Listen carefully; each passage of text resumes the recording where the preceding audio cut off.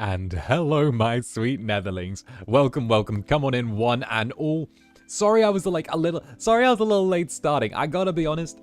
While I was gone, I baked some sweet potato wedges. I made some sweet potato wedges. I chopped up vegetables and I put them in the air fryer because this place has an air fryer, and I have sweet potato wedges with me, which are absolutely wonderful. I diced up the little sweet potato. I put some oil on it, gave it a little rub down, gave it a little spice rub down, okay? Put on some salt, put on some pepper, put on some Cajun seasoning, and got a little bit of that. I got myself a snack for this one. This is going to be good. Trust, I am ready for this. I am ready for a visual novel. I got like a carb-filled snack. I'm ready to go. Were they crispy? Like a little bit crispy, a little bit soft. I like the kind of balance that we've hit. Also, let me grab some netherlings to go on my shoulders, because I had to do a little outfit change at the last second before jumping on in here. And Doll, Club Netherbrand's resident moth on the wall, how goes it? Thank you very, very much for joining the Netherbranded. Let's go. Did I have a maid outfit around here somewhere? I did. It's just not downloaded. Okay, that's fine. That's fine. We're going on an adventure with this one. And heck, you all know the House of Fata Morgana is a game that I started off of the recommendation of the other half of the fellowship, my dear friendly friend Fuan. It is absolutely wonderful. I've been just starting. We've literally only played a few hours of it to start off with, which is not very much if you know Fata Morgana. Literally, it's like laying down the very, very basic, the most basic of basics of like, hey, this is a thing. This is a boy. This is a girl. This is her brother. This is her sister. You know, that kind of thing. And Ivan, welcome to the Netherbranded, Ivan. Welcome.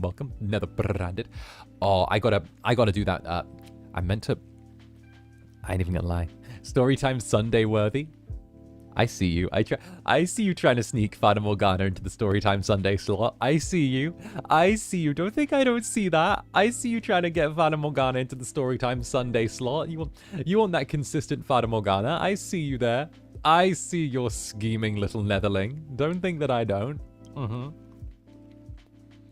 Tee-hee. Yeah, and? Well. How's this?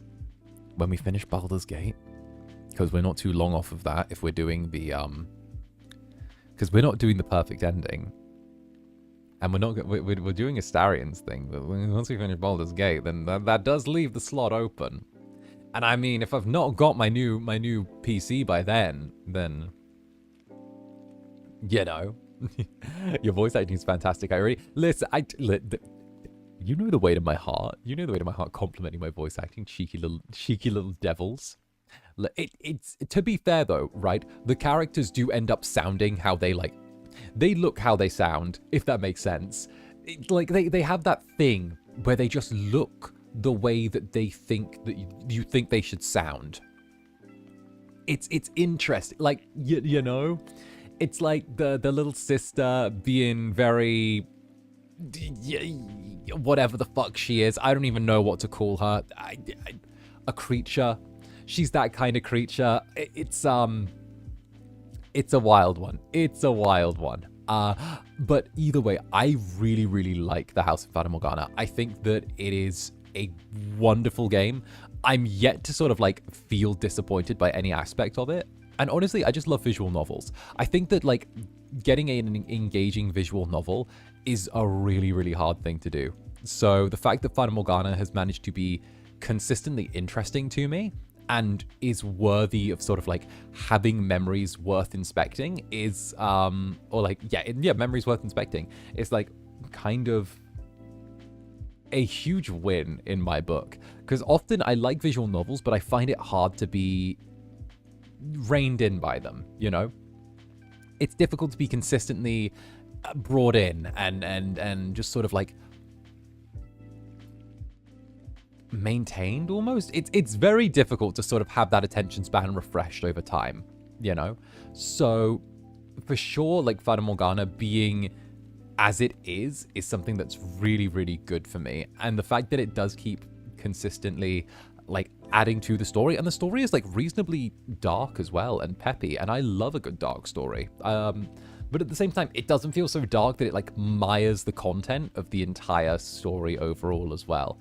It still adds a lot of things. It still gives a lot of leeway. It still has a lot to contribute. So that's something I really, really like about the entirety of it, you know?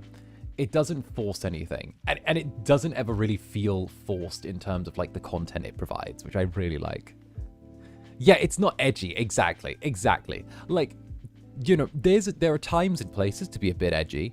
You know, there are times and places, but at the same time, when it is edgy and when it does give you like darker topic matter, it's always earned within the context of like, it's always earned within the wider context of the narrative. That's probably the best way I'm going to describe it. Like, I think that's probably the ideal way to describe it, you know? But it's artistically done. Exactly. It's done artistically. Now, what do you say? I'm already eating these fucking potato wedges. Why am I like this? Okay. What I am going to do, though, is I'm not going to yap on for too long. We got at least a couple hours of Fata Morgana ahead of us. So, I'm having a Roscoe moment. Literally, I'm here going, nom nom. I'm eating, guys. Sorry, guys. I'm on stream. I'm fucking eating. Don't mind me. Don't mind me, Goofy. I'm eating on stream. I can't control myself. By the way, my Uber Eats is going to get delivered in 5 minutes. I'll be back in... I might fuck off for a little bit then. I fucking love that guy. He was eating during his collab yesterday. Of course he was. Man just treats it. Man treats every single stream like a dinner date. And Veli the Mersheep, thank you very much for the super. Hello, Zanny and Netherlings. Sadly, I'm going to be VOD-gang for this one, but still. I hope you guys have fun with the game. Love ya. Hey, much love to you too. And of course, I hope to put on a good performance in the VOD. Now, for those of you who don't know, let's slip over to Fata Morgana right now, in fact. Here we go. So for those of you who don't know, for the House of Fata Morgana, I will obviously like voice all of the little parts that are needed and occasionally pause for bits of commentary here and there. We will go and talk back and forth about things, kind of look at some of the themes as we go, and also just kind of keep this very close to us all the way through. And heck, your VA never disappoints. You flirt. You flirt. You know the way to my heart. You devil. But also though, shout out me. I'm appearing in another Merryweather thing. But without further ado, let's have a little recap for anyone who might be joining the first time in our House of Fata Morgana VOD series, shall we?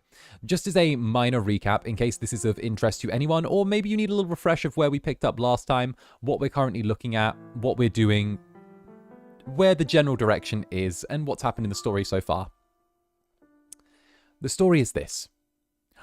We have woken up in a strange manner with no memory of how we got there or anything that has led us to be here. A maid that has chosen to obscure most of the details about her identity has immediately began referring to us as master and offered to serve us in some way. We have been led through a series of doors that have shown us episodes of the history of this house.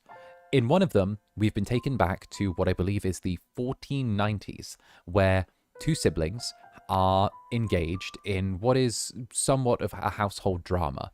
The two of them having to adapt to not only the fact that the younger sister is being married off or is having suitors looked for her, but also that the young man has actually got somewhat of a crush on a new maid that has recently arrived.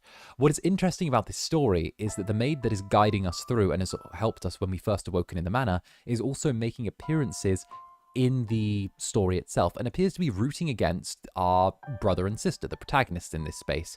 There's also been some very strange, very, very strange overtures between the brother and sister, which seem to be a little bit more on the sister's part. And oh my days, is that Fulgur Ovid? Hey, Fuchan, what's up, buddy? Dude, I was just saying like 2 minutes ago, I was playing this on your recommendation, bruh. What's up, Danny? Are you entering door 1? Are you still door 2 or you're still on door 1? We're still on door 1. We're still on door 1. We're taking it nice and slow. We're taking it nice and slow. I've been going slow, like voicing everything as I go. I've been really enjoying this and looking forward to the next part. And I figured that, you know, I promised like weeks and weeks ago that we would do this now. So heck, it's earned. It's earned. My fellow sheep? Hell yeah. Heckin' fellow sheep. But no, I hope you're doing good today, Fuchan. Much love to you. Welcome, getting comfy cozy with the Netherlings and the fellowship. Well, now he's here. Now he's here. I can't not do this. Now he's here. Give me a minute. Give me a minute. Not even a minute. Come on. Come on. You know what goes on here. You know what goes on. There you go. There you go. Hey, I love this game. I can't wait to see your reaction to this chapter. It's an incredible time. I'll be lurking, but thanks for the amazing start to my day. Hey, thank you, Fuchan. Thank you. And you are absolutely wonderful. Thank you so much for stopping by, and I really appreciate it. And heck yeah, we got the little nether comfy on the shoulder now. So thank you very much. And obviously, one of the reasons I wanted to play this game was because you spoke so highly of it. So I absolutely bar you to pieces, brother. All right. Mwah. Heckin' get cozy, and I hope you have an amazing day, bro. All right. So yes, there were some weird overtures between the brother and sister. Not sure where it's going, but the sister was snapping a little bit at the mate the brother had a crush on. Like, incest ain't always wincest, if you catch my drift. Oh, but you do. Fuck, I love that man. I love that man. I fucking love that man. My days. All right. Let's check this out. Let's dive on in. I'm voicing all the parts. Let's go. Let's enter the mansion. Or inspect our memories, I should say. Let's inspect our memories and go from our most recent. Load for you in slot 4. Yes. Or slot 3.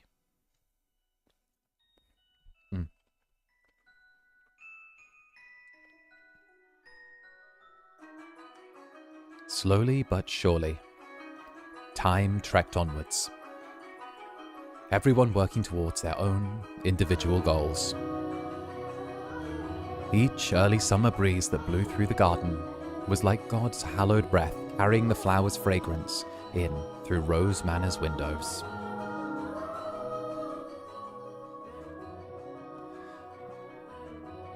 If only time could be stopped, and this beautiful era made to live on through eternity.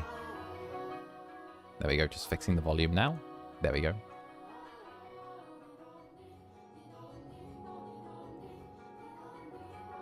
As usual, Mel's eyes chased after the white-haired girl, and Nelly pursed her lips in frustration at him.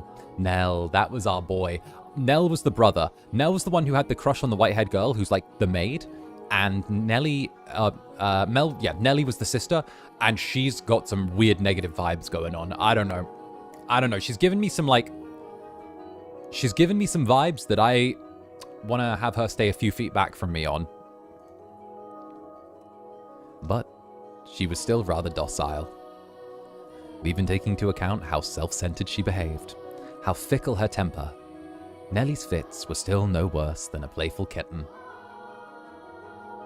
See, at that very moment, our lively little feline had her claws poised to swat at the flaxen-haired young man.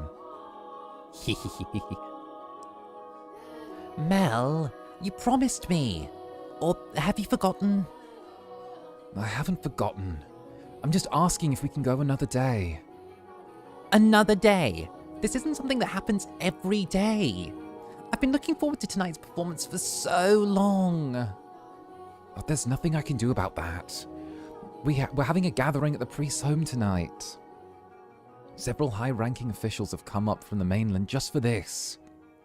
Who cares? I care. You know, Nelly, it doesn't have to be me who goes with you. No, I want to go with you, Mel. You've been so distant lately, dearest Mel. You refuse to do anything with me. Oh, that's not true.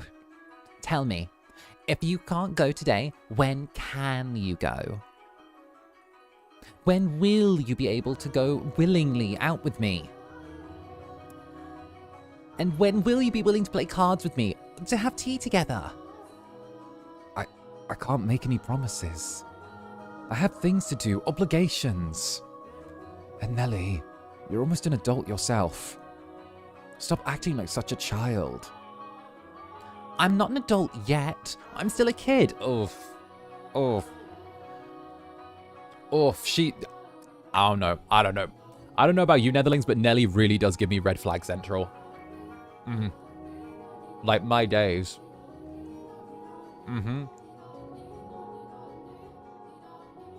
I'm just saying, Nelly gives me more flags than a May Day parade.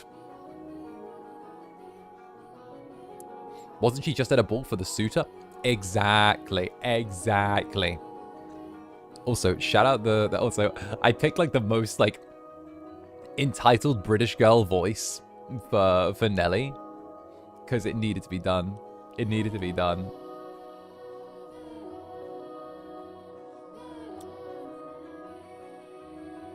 How old are they at this point in the story? I want to say Mel is about 16 and Nelly's about 14, give or take. And who does she dance with at the ball / gathering? She refused to dance with any of the suitors and demanded that she dance with her brother. Which, like, I don't know, that was, I don't know, you know? Listen, I'm just eating my sweet potato wedges and doing some voice acting. That's all I need.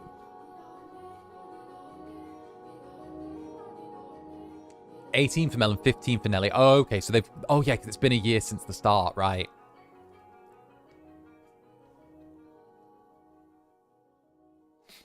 If I had a choice between dancing with my father and my brother, I'd choose brother, right?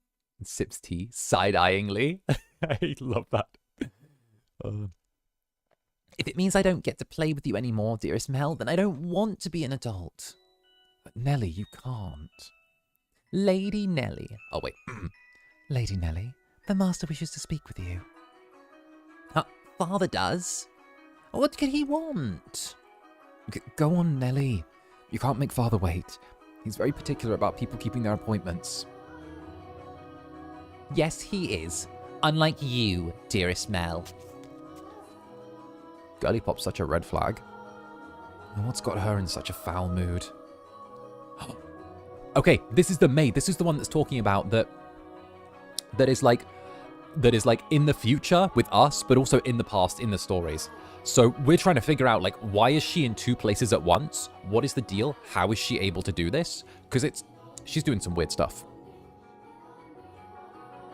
Oh, thank goodness for small miracles. Nelly just won't seem to take me at my word lately. You mustn't be so harsh on her. She is your one and only, darling little sister. You're right, but still. She's taken it a bit too far of late. Oh? I'm not so sure. She does not seem to be behaving any differently to me. Am I the one acting differently then? I don't know. I feel like I couldn't get into a fight with this maid. I feel like she could beat me up. Full agree, chat. Well, enough about that. Can I ask you a favor? Me? What can I do for you? I was thinking... Physically, Mel was undeniably a young man, but the smirk that crossed his lips as he schemed gave his face the sweet look of a little boy. Or perhaps that was simply part of his charm. It was not the age disparity, but his character that made his smile so heartwarming. What did he ask of me? You will find out soon enough. The white-haired girl. So this is the one that Mel has the crush on. Thank goodness for that too. I thought it would be even better if it were even darker out. I believe the textile shop was around here. Hi there. Lord Mel, fancy meeting you here. Yeah, what a surprise. So, what... Mel, you dog. Mel, looks like you can help me level up. We got the firekeeper here. Mel, you little schemer. This guy. Alright, Mel.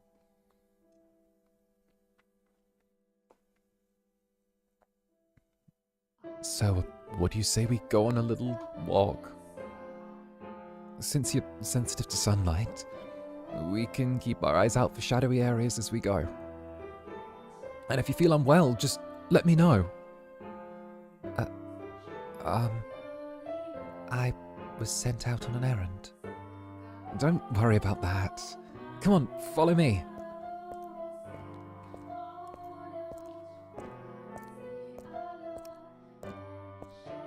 Aww. I'm sorry. It actually wasn't an accident that we crossed paths. Mel, you're not meant to admit that yet. I planned this out ahead of time. I asked to have you sent out on a fake errand. Mel, you're Mel, please. Please, Mel, please. I know they don't have therapists in the 1400s, but you're sabotaging your own Riz here. Stop it. No, that's self-sabotage.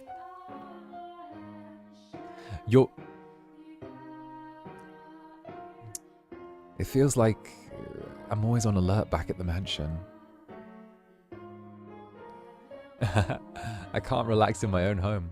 It's actually kind of funny. Sorry, that was inappropriate of me.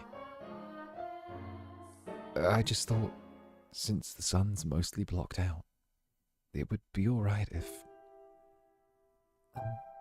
I'm feeling just fine.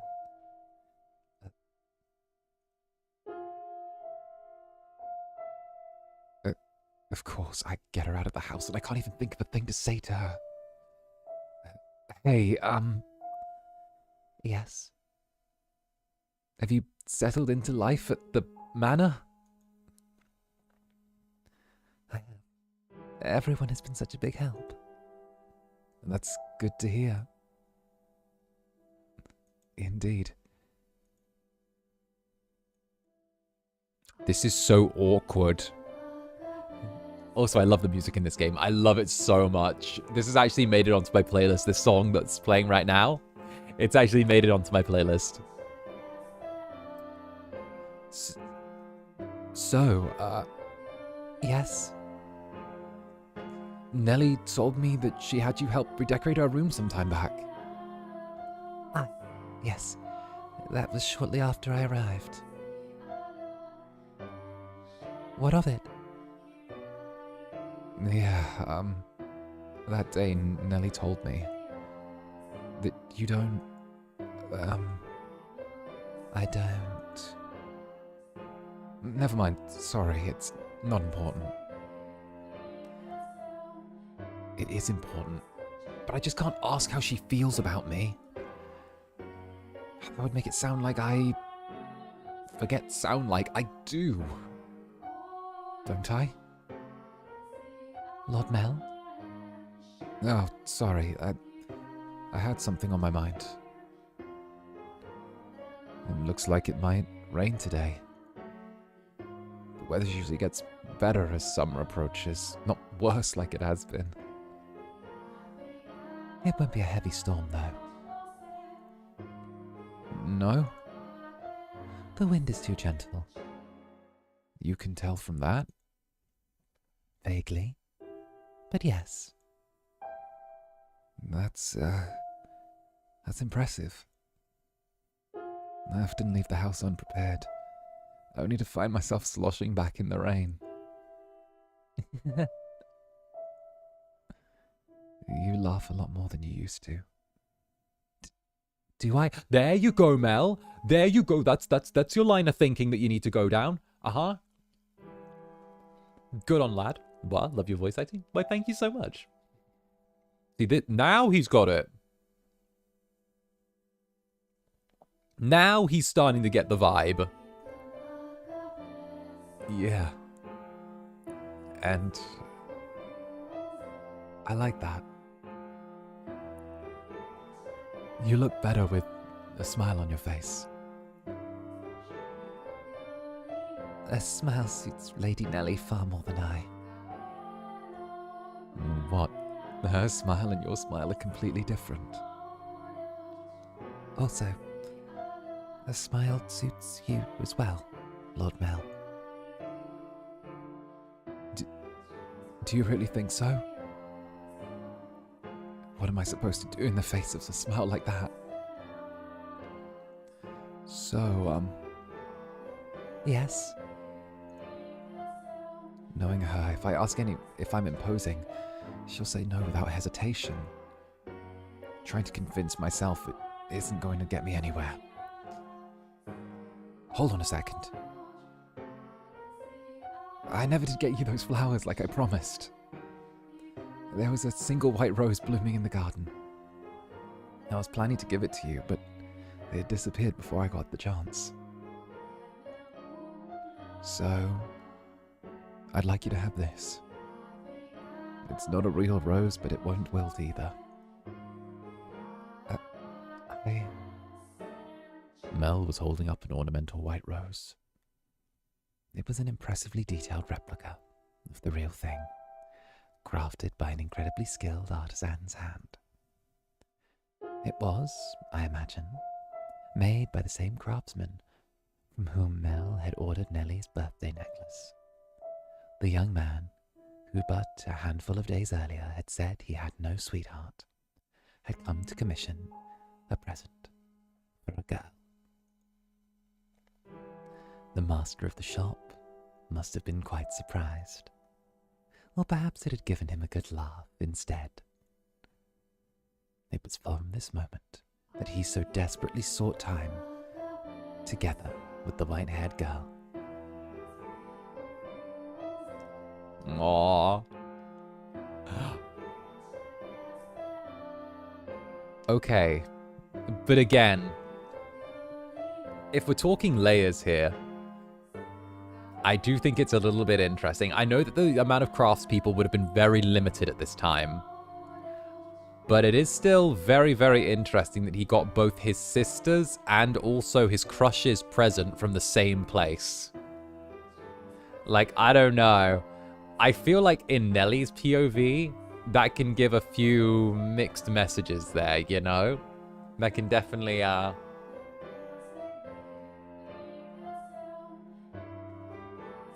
feed into some things. Like, the sister's gonna be pissed.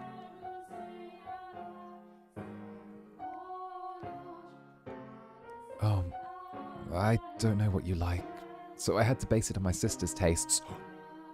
That line there. My apologies. I cannot accept this. Is the design not to your liking? No, I just... If you're concerned about how much I paid for it, don't be. I just want you to have it, that's all. Please. Why are you so kind to me?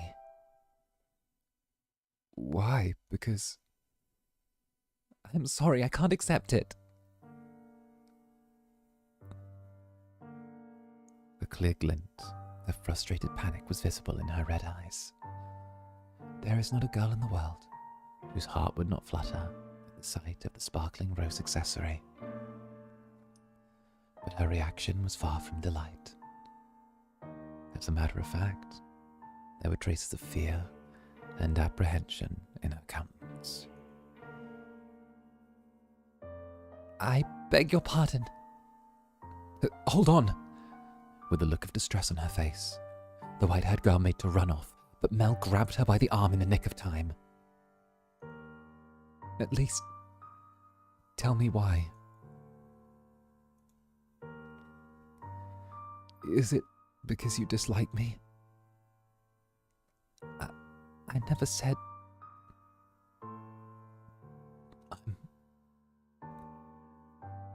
Something's wrong with me. From the day you arrived at the mansion, it's like I haven't been myself. I've been strangely aflutter ever since then. Whether I try to study, or whether I try to read, none of it sticks. I'm just looking at pages of text, tracing rows of letters only for them to disappear as soon as I look away. It's all because of you. I truly am sorry. Please, don't be any more generous than you already have. When I'm with you, my willpower wavers. What do you mean by that? I'm so sorry. No! No, wait, come back! Wait. Mel's grip loosened for a moment, allowing her to slip free and dart off like a gust of wind, not giving him a chance to stop her a second time. The dumbfounded flaxen-haired boy stood frozen in place, left all by himself. The breeze which the white-haired girl had called gentle earlier felt faintly chilly, as if mocking him.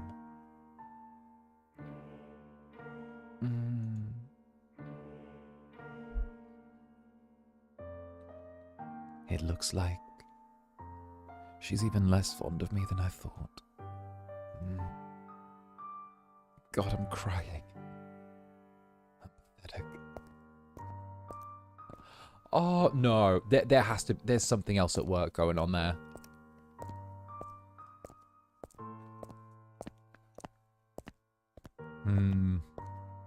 No, I think that she has to stay away from him for some reason. Because her willpower wavers, I think she likes him too. But she needs to stay away from him for some reason that, like, is not being told to us. There's something about her that is a danger to him. That's the vibe I get.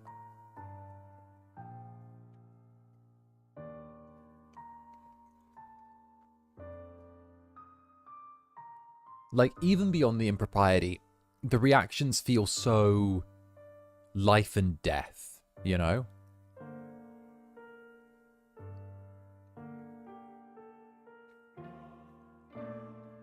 Like, you know, there's more there. I can feel it.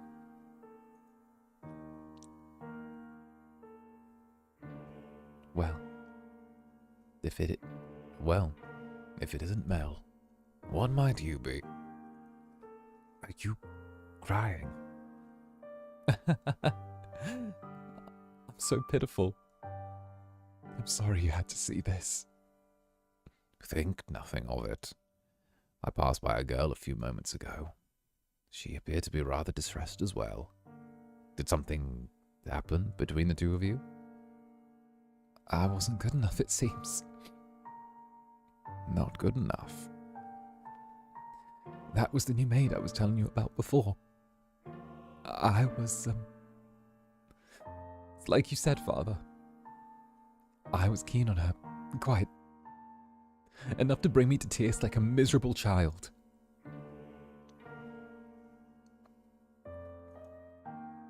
But she rejected me.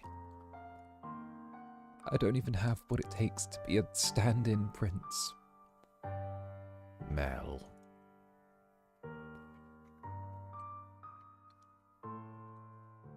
I apologize for complaining to you about this. I'm completely hopeless. Mel. Please don't try and cheer me up. I don't need sympathy. No, Mel. Listen to me. What? I've seen that girl before. What do you mean? But, you said she was a servant at your house, right? In which case... Yes, please tell me, Father. Where did you see her? Why must you be so evasive? It was probably someone else. Someone else? You're saying you mistook someone who stands out as much as her? Father. She and a man who I assume is her father paid a visit to the church once.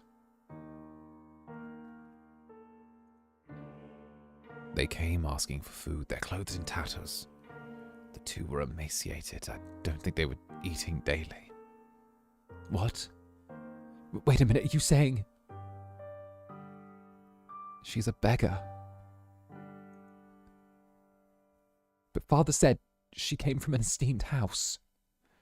Which is why I said I might be mistaken. Well, which is why I said I might be mistaken, Mel. She has a singular aspect, but it is possible there is another girl who looks similar. Deep down, though, the priest surely believed the opposite. And so he said sternly, like a teacher to a pupil. But you must be absolutely certain, Mel. Understood. You cannot proceed any further without knowing her ancestry. That was it. That's why it wasn't an issue for the two of them to get together, because apparently the white-haired girl came from like a noble house that had, from across the seas that had fallen on hard times, and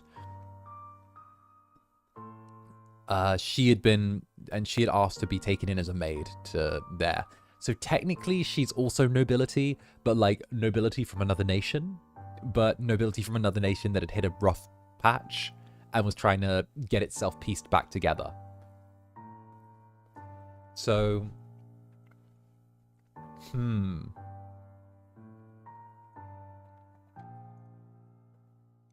May I visit the church, Father? By all means. In the back of Mel's mind, a vision of the night of the storm.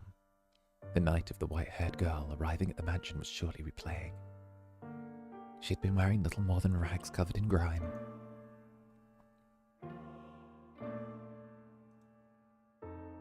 Have I been putting her through unnecessary stress? If she actually does turn out to be nameless, to be rankless, no matter where she comes from, my heart is decided. I will not fool myself about how I feel about her any longer. No, I cannot fool myself. How does she feel? What will everyone else think? I have to find out why she was welcomed into our home. I'll ask Mother or Father. No. If for some reason they don't know, if for some reason they don't know she isn't an aristocrat, I'm better off saying nothing.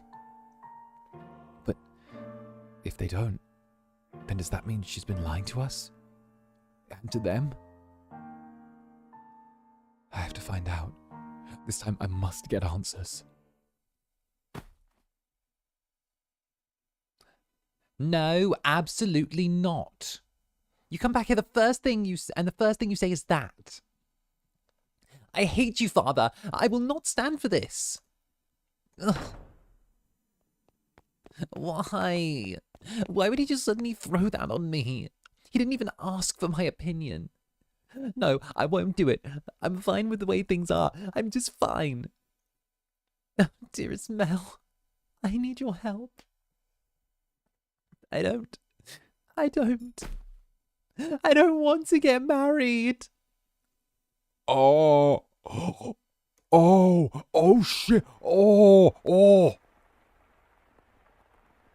Oh, he's pushing the marriage through on her. After she declined all of the suitors in the last episode, he's now just saying, fuck you, I'm forcing you to get married.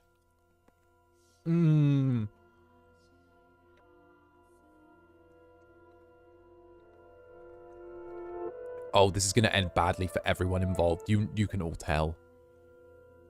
This may seem sudden, but I must confess, that I made a grave mistake. My transgression is that I was unable to completely predict where this path we're treading led. My hands were full in dealing with my immediate day-to-day tasks. So I could do naught but pray there was happiness waiting in the future. Happiness for everyone who lived within Rose Manor. But I am but a mere maid. There are limits to what I am allowed to do. And furthermore, it was not my place to offer her my hand. Roads such as the one we were following have a way of diverging with little warning. And if you do not turn the wheel exactly right at those sudden forks, you may end up somewhere horribly off course. I was well aware of that fact, which is why I thought that what I did was for the best. What did you do? It's happening again. I made sure the door was closed, but I could sense someone standing there. Someone watching me. Footsteps. They're looking down at me. I want to open my eyes, but I can't do it. Curses. You're going to leave here without doing anything, aren't you? Then just hurry up and get out of here. Free me from this torture. No. Tonight they're on my bed, looking down on me. My neck. I can't speak. I can't move. These cold fingers. That soft breath.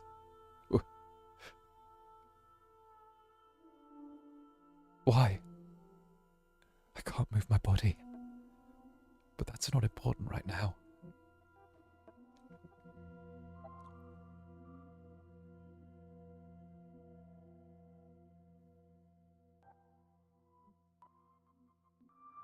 That is something I did not see.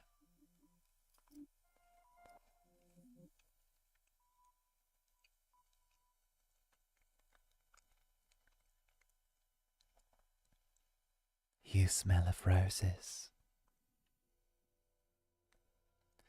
The scent of a world far removed from ours. He made to gasp at the sight before him, only to realize he could not. The pressure of her cold fingertips wrapped around his throat robbed him almost entirely of the ability to breathe. Why? He silently mouthed the word.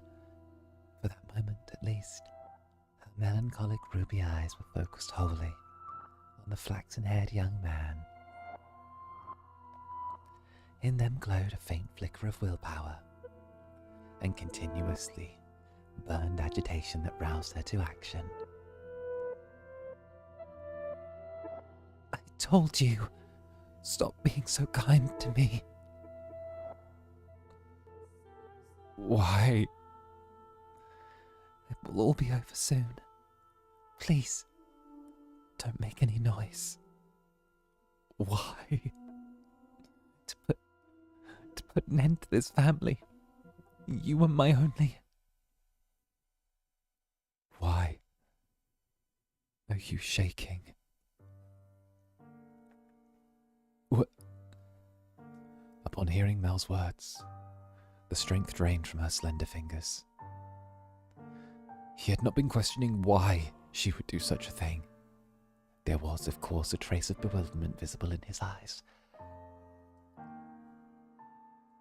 But he did not shout, nor did he tremble in fear.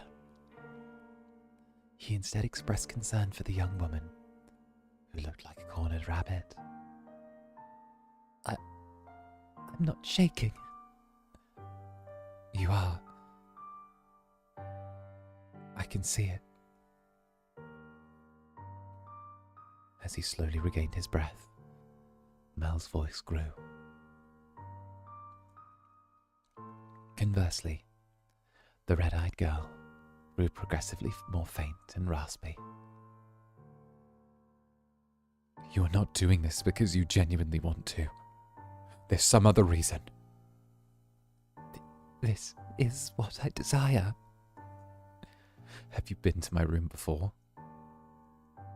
You have. I'm sorry, Well, I'll be damned. Tell me, why are you shaking? You're not putting any pressure on my neck. Why haven't you run?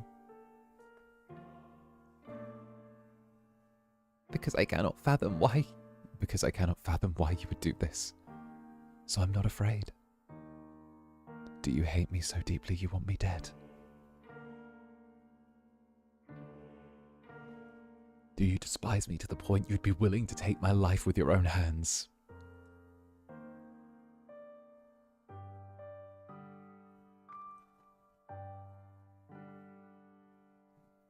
No. No, I don't. See, like I said, there is another reason. If it isn't because you detest me, then tell me, why is it?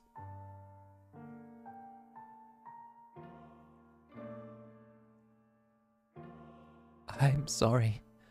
I'll leave your room now. I will do my best not to bother you any further. Please forget anything ever happened. Do you think I'm just going to say okay and let you go? Why can't you tell me the reason? I'm sorry. All right. Then I'll try and guess. What? It has something to do with your lineage. You're troubled by it somehow, am I right?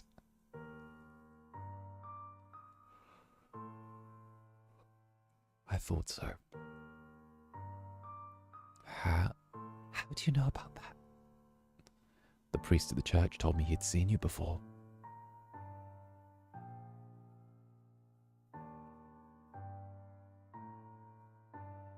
He also told me about your origin. But that's all I know. The only difference between us is social rank. I don't know what would cause you to do this. Please tell me who you really are. Tell me why you came to the mansion and why Father allowed you to be a maid.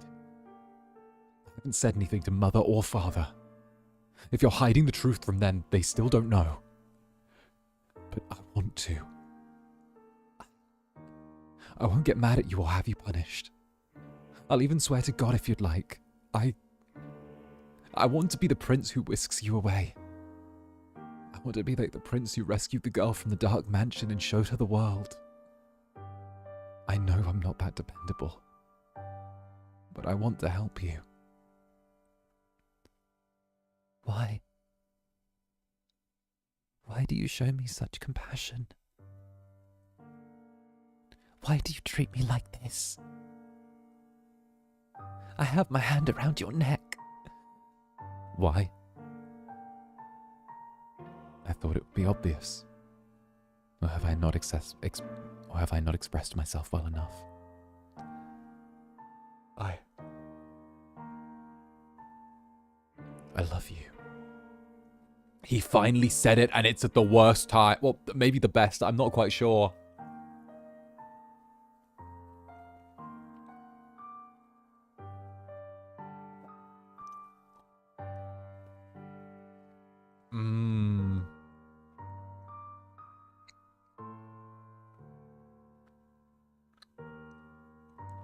Confused, boss. Confused indeed. I'm not sure whether this is a good play or a bad play. Every time you push me away, it crushes me. I didn't even know my heart could feel such distress.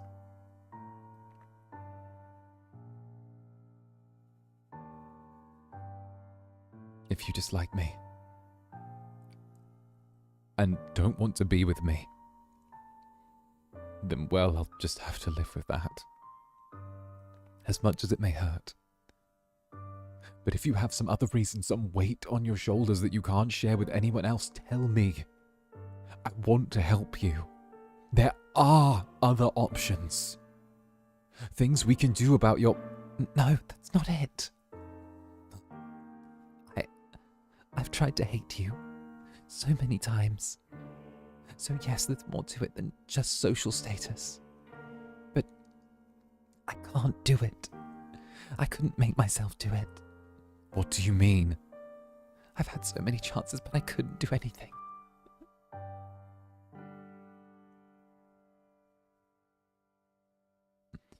She spoke in a stifled voice as every word had to fight to escape her lips. She appeared so fragile, so precarious looking down on him in that it seemed as though a gust of wind were to whisk through the room and it would blow her away completely. Her pale fingers were trembling, like she had tried to squeeze them again and again. However, her hand did not pull away from his slender neck. Her hand is so cold. He did not challenge her, but simply kept his eyes affixed on hers, as if carefully watching to see what she would do next. I'll say it as many times as I must. I love you. I love you.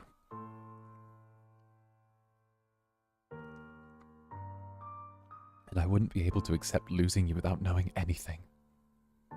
So please, please, tell me the reason. I'll see to it that you're taken care of. Those are the words of a man of means, Lord Mel. Of someone blessed enough to have pity for others. You are a foolish young man. You know nothing. But the greatest fool of all is myself. If you agree to punish me, I will talk. Tell me. Her long white hair, his soft flaxen hair touched. For just the briefest moments it appeared the darkness that they had fused together. The white-haired girl, having finally gathered the courage, began to slowly tell her tale. On the night of the storm, I paid a visit to Rose Manor, this manor. My father and I were always on the move, travelling across the land by foot. So it was only that when we heard rumours of Rose Manor, that there are several reasons we couldn't stay in one place. First is my unusual appearance. People often find the colour of my skin disconcerting. Right, the red eyes and the pale skin. People tend to believe she's a monster, which, I don't know, pretty for a monster.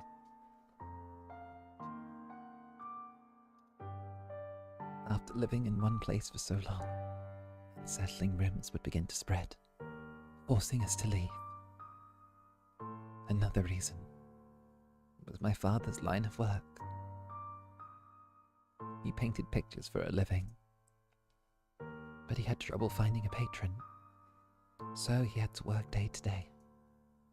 When he was no longer able to find work in the city, we would move. We were birds that migrated without a flock. When we arrived at this town, my father was exhausted and weak. That was when we learned of Rose Manor and the family who dwelled within.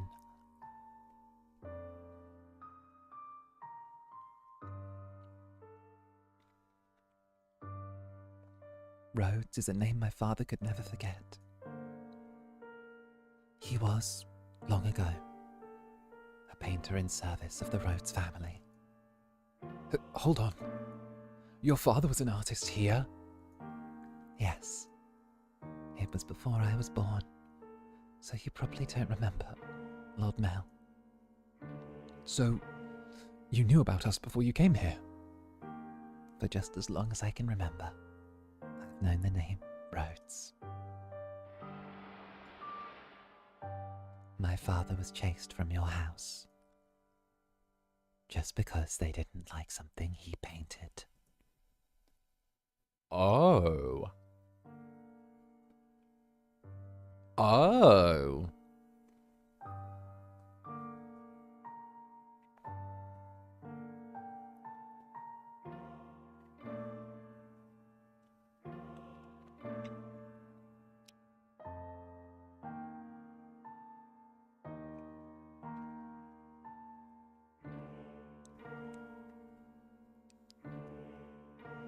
Ship Twitter when you paint their when you draw their faith with someone that isn't their that is isn't their OTP.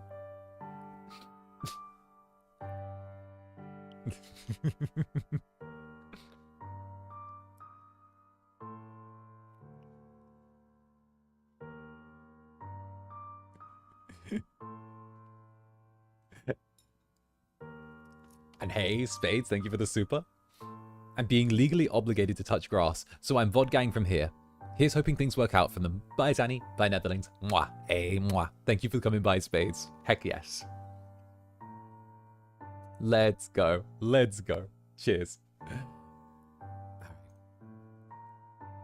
Having failed the Rhodes family, no one else would become his patron.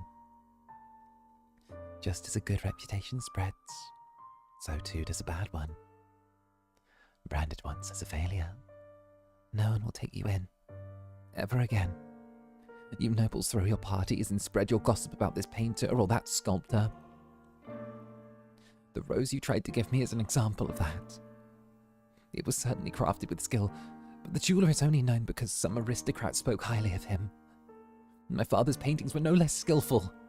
His talent was that could not be easily imitated. But no one was willing to separate the art from the artist. The Rhodes family stole everything from my father. But even thrown onto the streets, his only skill was painting. That was all he could do to earn a living. What little money we had for food he gave to me. He did anything he could to ensure my well-being, even at the expense of his own well-being.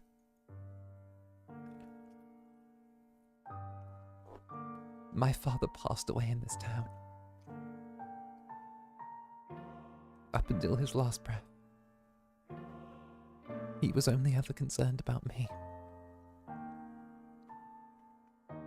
He held me in his arms and ran his fingers through my hair, an apologetic look on his face.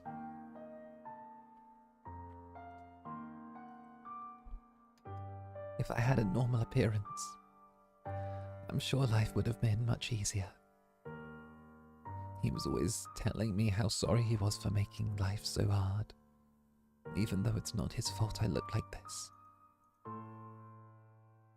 I disdained for the Rhodes family for putting my father through such hardship. I imagined you were all still living in decadence, acting as if nothing had happened. No, you wouldn't even care about the fate of one simple painter. Our lives meant nothing to you. And so I thought to bring misfortune upon you.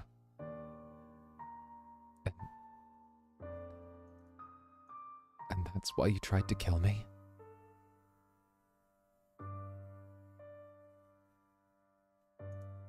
Oh, sorry, misclick. In truth, I had wanted to take the master's life. But your father spends so much time outside of the mansion, and so... You're right. If they lost me... You're right.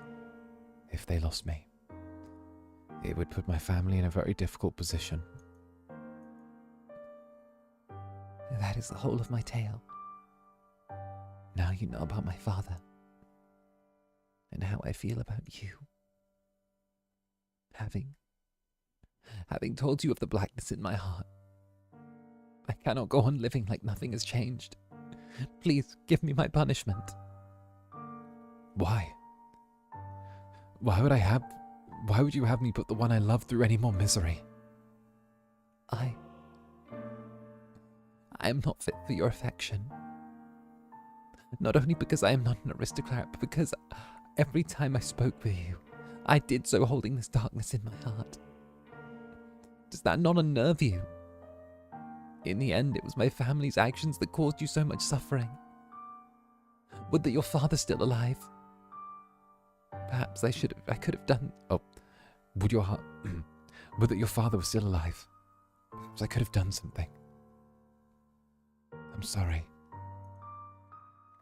And besides, you hesitated. You didn't actually kill me. What am I even to punish you for? As you said, you had countless opportunities, but you could not bring yourself to do it. Tell me, why couldn't you kill me? Because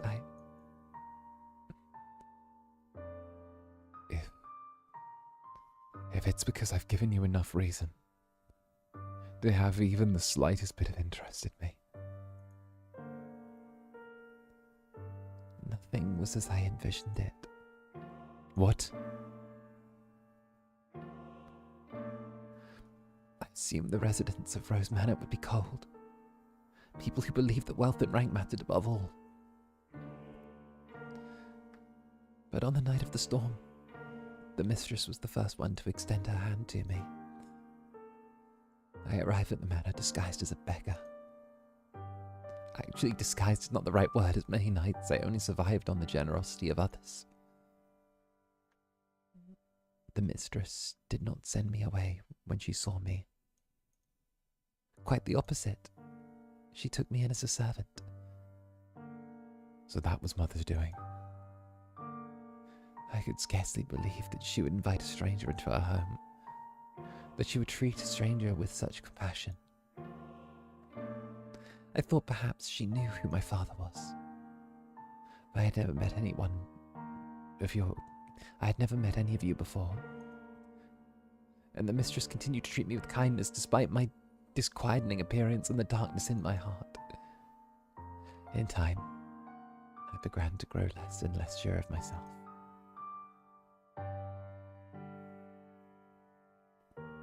Was what I meant to do truly right? Were the things I felt truly justified? But it was a certain fact that my father was here and that he had been chased out. So I decided I should take your life. So I put an end to everything before I wavered any further. Okay.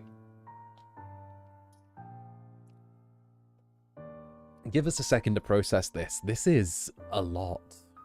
A lot. So it's been a very elaborate lie that this white-haired girl is not related to one of the dead servants. That's interesting. Someone else in this house must know.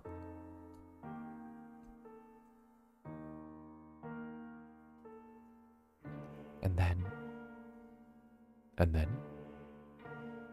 You were too kind to me. It's all your fault. How are you feeling about this now that you know that, Zanny? It's interesting. I still think the sister's a red flag. I still think the sister's a really, really big red flag. Really big.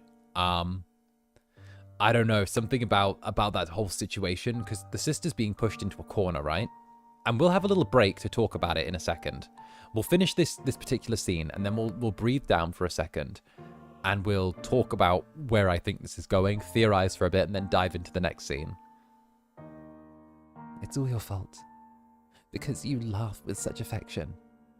Because you give me smiles like that. Because you say things that you...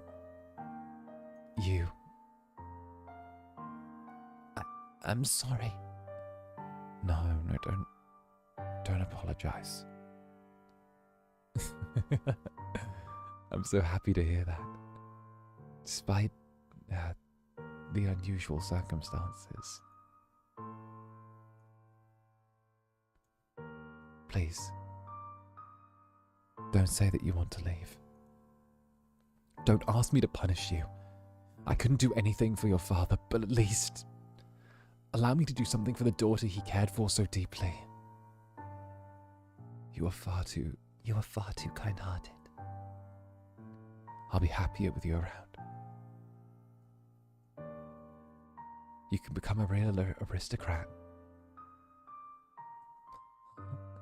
There are families that would be willing to adopt you, especially knowing that it would bring them ties to the Rhodes family in the near future.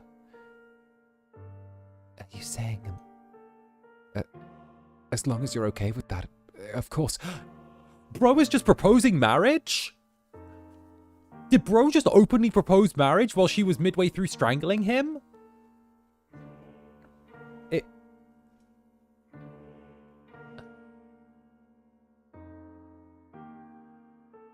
Okay.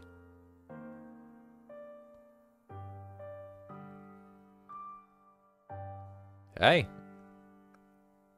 Seems like a winner.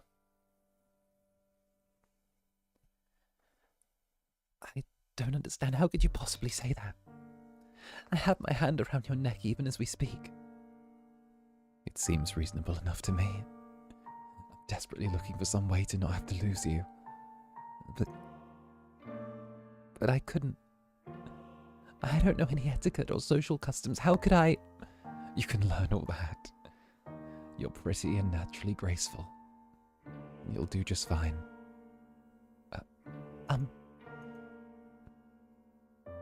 You are such an aristocrat, Lord Mel. What? The way you can come up with compliments so easily.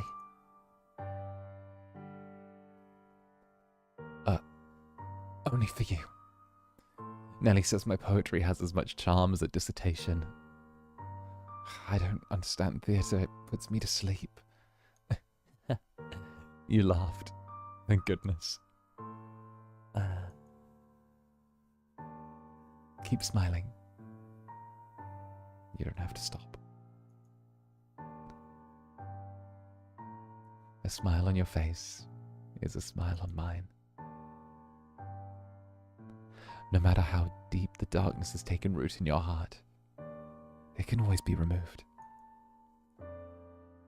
I believe people are capable of forging their own futures. What do you say we go through theatre sometime? I promise I won't sleep through it. At the private theatre, we can get seats at the far end of the second floor so we don't have to stand. They would be pretty lavish seats. And it would give you a chance to experience the noble life. But please, don't be shy. I have clothes prepared for you. I'll ask one of the maids who can keep a secret. Say, the one with the black hair. She kind of scares me, though. I don't know what I'm supposed to say. How could you show such compassion to me? I tried to inflict harm on you. Am I allowed to feel such joy? For every day you suffered,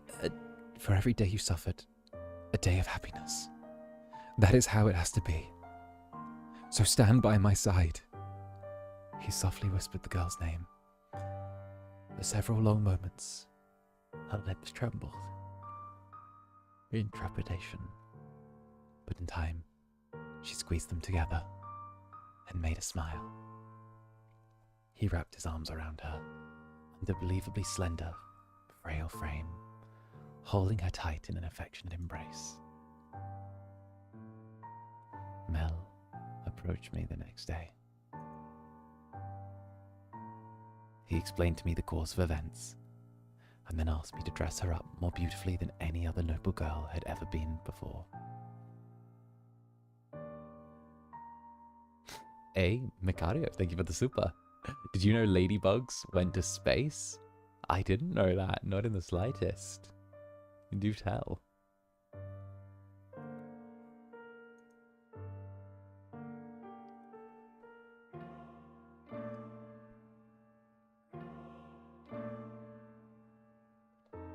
She was already a very pretty girl, so even without much effort on my part, simply putting her in a dress, she radiated beauty.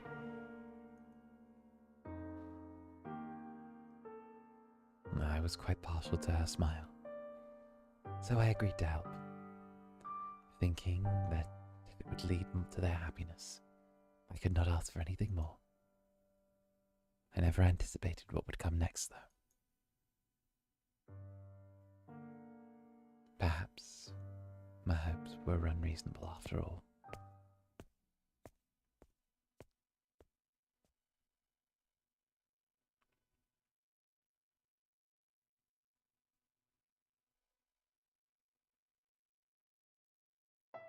Oh, heck. Oh, heck. All right, chat. Give me a second. I'm just going to dash off to one side to grab a glass of water because I'm doing the voices and my throat's getting a little bit dry. But don't you worry. I will literally be like 3 seconds, okay? Literally 3 seconds. While I'm here, talk amongst yourselves. What's going on? What's going to happen next in this scene? There's gonna be a thing. Just like natter amongst yourselves while I grab some water, okay? I need to hydrate before I dehydrate. All right, yeah.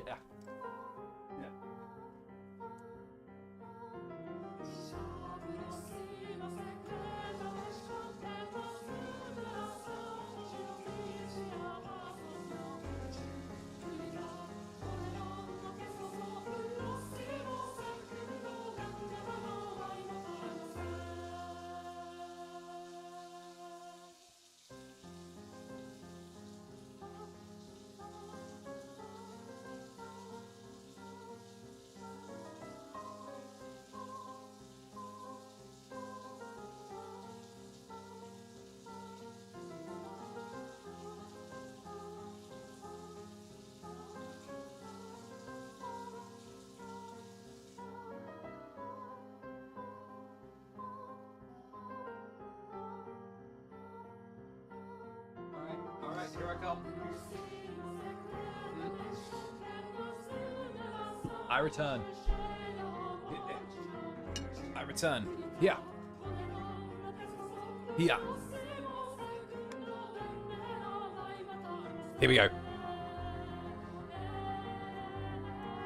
That was a lot of water running. I like to run the tap for a little bit so the water that comes out is cold.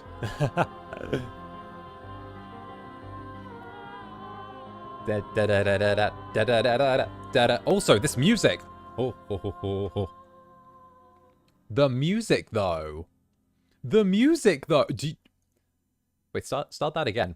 DJ, spin that back. Run that back, DJ. All right.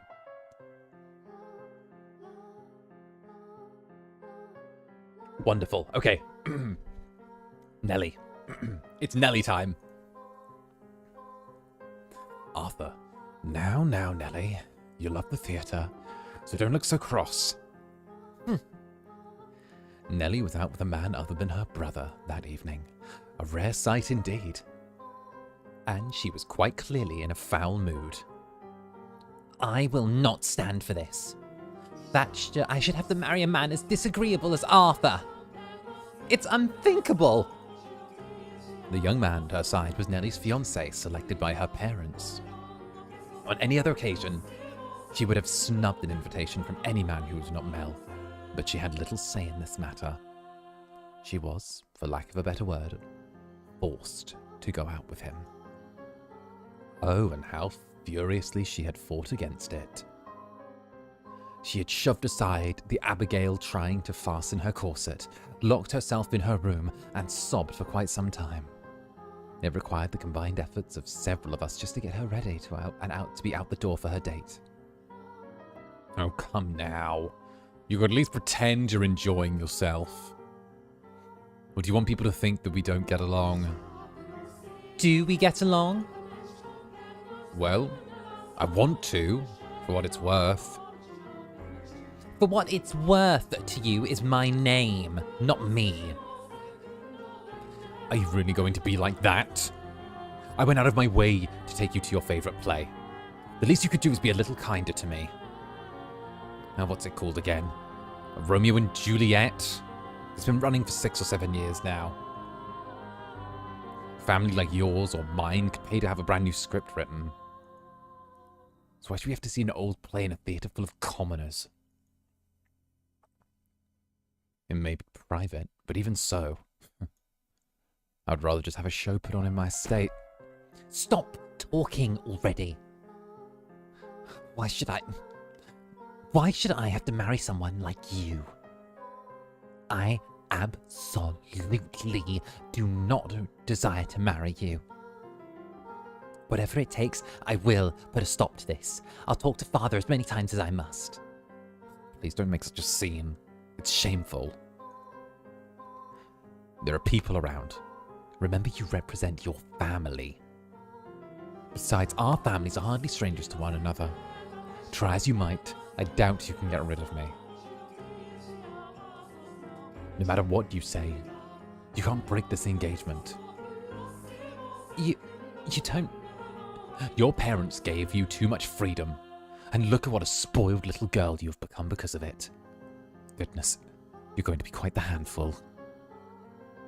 Get off your high horse. No, you're the one on a high horse, Nelly. You are going to be my wife.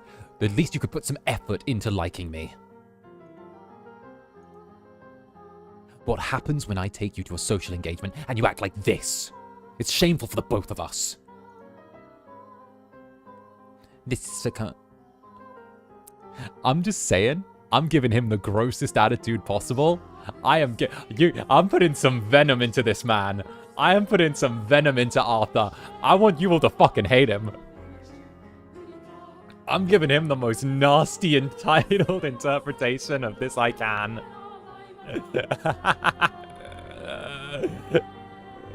I never get to be like this. This is great. I never get to play characters like this. This is fun.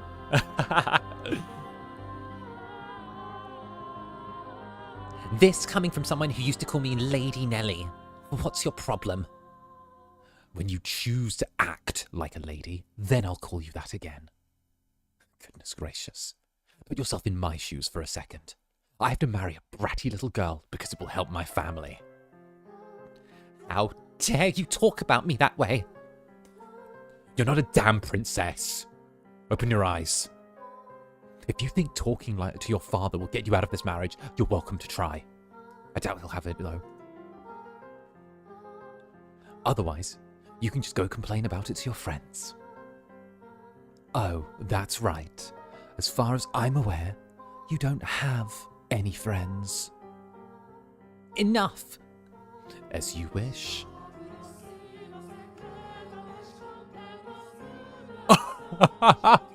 You don't have any friends? My guy! This is so frustrating. Why should I have to listen to this jerk mock me? I have Mel. I know. If Father won't listen to me, I'll ask Mel to talk to him. Mel will be able to convince him.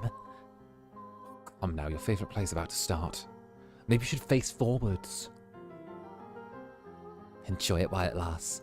You won't be talking down to me much longer.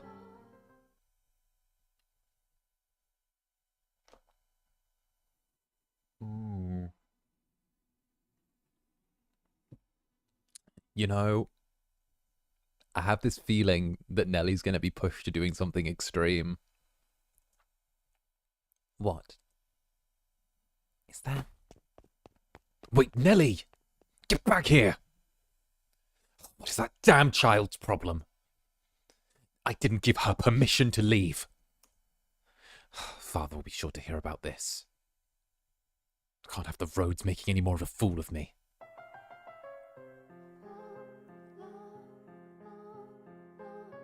How old is she again? Like 15? Father. I didn't give her permission to leave. I didn't give this girl permission to leave.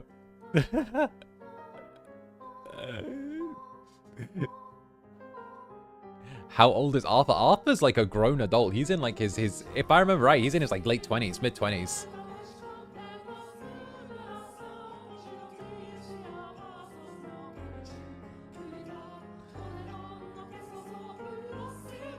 Like, he's up there. Yeah, there's an age gap, and it's an ew age gap. Yeah, oh ew, yeah, it's an ew age gap. Yeah, jail time for him. Oh, if only there would, if only the idea of like age was a thing in the 1400s, but it is not. The thing is, as much as like Arthur is is like being a piece of shit in this situation, we also have to respect that both of them are being pushed into this by their family. Like, Arthur doesn't want to be with her either. Arthur's being pushed into it by his father, and she's being pushed into this by her father. Like, neither of them want this. Arthur doesn't want to marry a child, and Nelly doesn't want to marry a man far, far older than her. They've just both been given a horrible forced marriage that they're just expected to put up with for the good of the family. And, oh, you can see it. You can see it.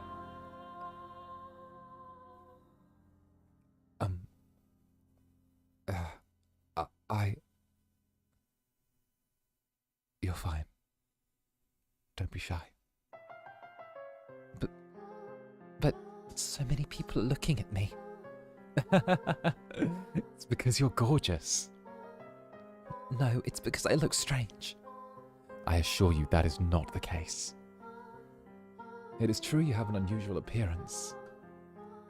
But right now, the unique color of your hair, your skin, they all serve to accentuate your beauty. You sound like a prince, my lord. What? You think so? I mean, I did say I would be a stand-in prince for you, but... I think you're a wonderful prince. Not just a stand-in. Which makes you my prince, then? I don't... Oh, you're supposed to go, yes, I am there. You're going to make me real sad.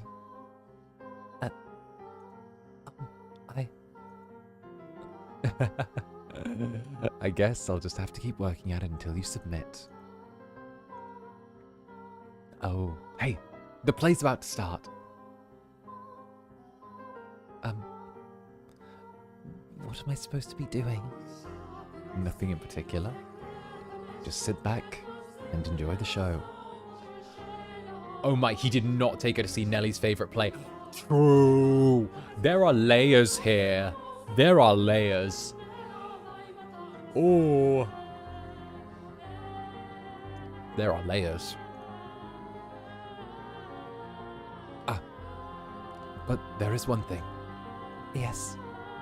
If I start dozing off, could you maybe wake me up?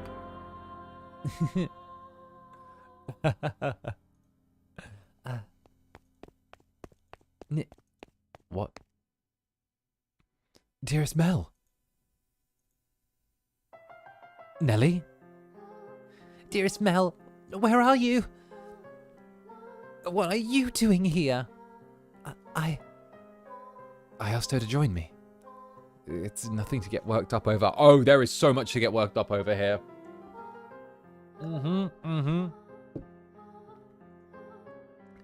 It is. It absolutely is. How many times did I ask you to come with me and you wouldn't? You don't even like theatre, dearest Mel, and you brought her. You're right. I'm not especially fond of plays, but I wanted her to be able to see one. Why are you making such a big deal out of this, Nelly? She's not suitable for you. What? She isn't good enough for you. Why would you choose her? She's creepy, and you have no idea where she came from. Don't speak like that, Nelly. But you don't even know who her family is. I do. What? Lord Mel. It's fine. You just stay quiet. Like those other maids. She comes from a respectable home now. I looked into it. However, circumstances prevent me from being able to tell you what home the house it is. No, you're lying. That can't be. She doesn't act like a lady. She lacks etiquette, and she probably can't even dance. You expect me to believe like someone like her was from a good house? Enough already, Nelly! Mel yelled at me. You have my word. You don't have to worry about her. So please, stay out of this, Nelly.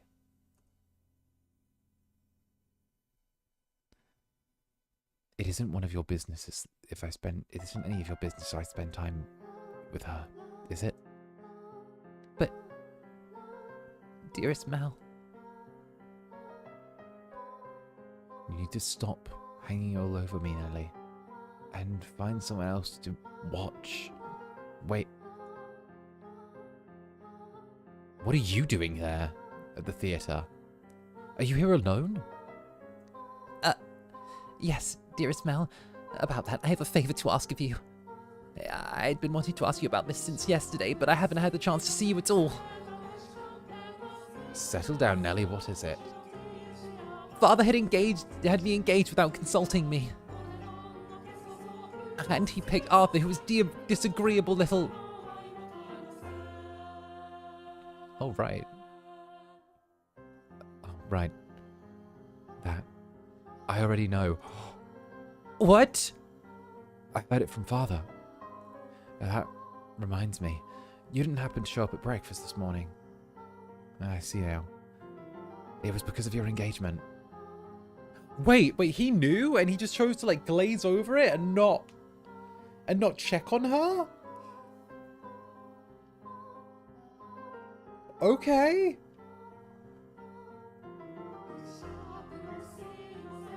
Oh.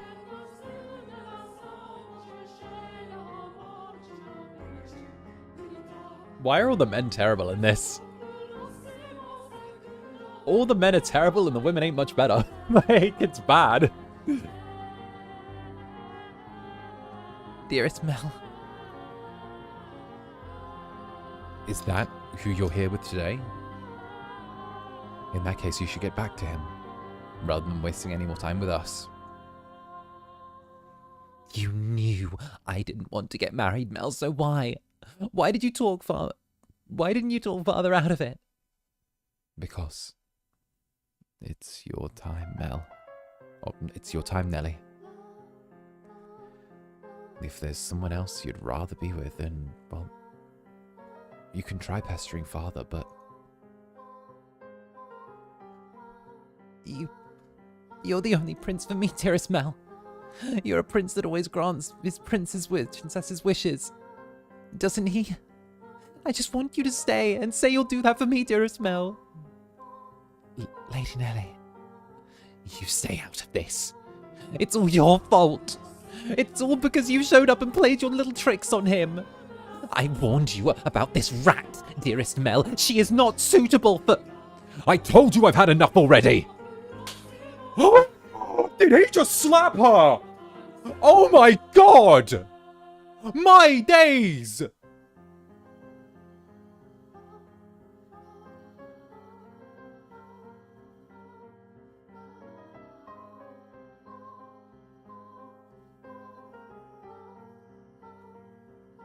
Oh! Like, don't get me wrong. Nelly was speaking fucking reckless there, okay? Nelly was 5 feet out of line. Nelly was 10 feet out of line with the things she was saying about our white-haired girl over there, okay? But my days, a slap! That was like 15 feet out of line, 20 feet out of line. He just took it to a different level. She was out of line. He took it to a different league with that.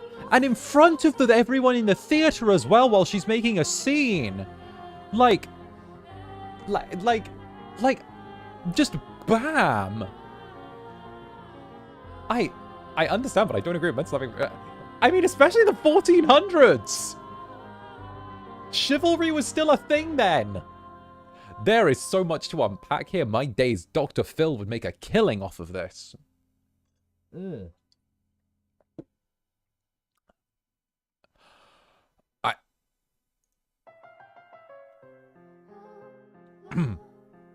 Well, forgive me while I get more into this. How much longer are you going to continue acting like a child? I can deal with you being a spoiled little girl, but how dare you be so derisive to someone else? Mel hit me. Lord Mel. Go on. The show's about to start. People are giving us dirty looks. Return to your betrothed now. I will apologize to him afterwards as well. You said you would always be by my side. That you would always be my prince. The time for make-believe is past, Nelly. No. No. I refuse to believe it. I will not have it. Nelly! My goodness. That girl. Are you not going after her, Lord Mel? No. Just let her go. The only place she even has to go is home. I just wish she'd start acting more like an adult. I imagine Lady Nelly simply... She what? No, it wasn't my intention to get between you. Don't blame yourself. It's not your fault we had an argument. But you were so close. Well, yeah. We're siblings. So, we're really close. But nothing more. I do care about Nelly. And I enjoy spending time with her. But she's my sister, nothing more. Anyway, I'm sorry for making such a scene. No, I imagine she left her betrothed behind without saying anything. So, no. I imagine she left her betrothed behind without saying anything. So I'm going to go apologize to him. We have to keep up appearances. Stay here, and I'll be right back. Ha, ha, ha.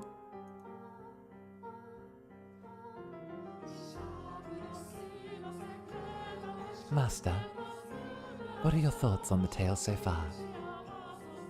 Which of the siblings do you think was in the right, Master? The brother or the sister? Oh, my apologies for my abrupt question. Did I startle you? What do I think? Yes. I believe Mel was probably right. Also, surely happier than her. As Mel had anticipated, Nelly fled from the theatre, finding her fiancé beforehand. She forced her way into a carriage, stopped outside, probably one called for a different nobleman, and ordered it to take her home. Mel's assumption was correct. The only place she had to return to was the mansion. The sun was beginning to set. As a young lady, she could not simply go wandering through the town alone.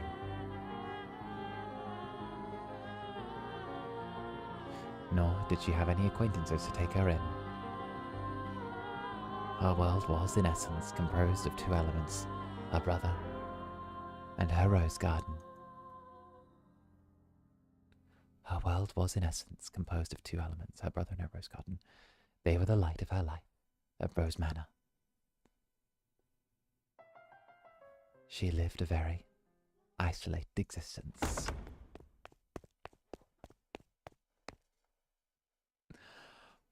Oh, this is just bad. This is just bad. This is just bad.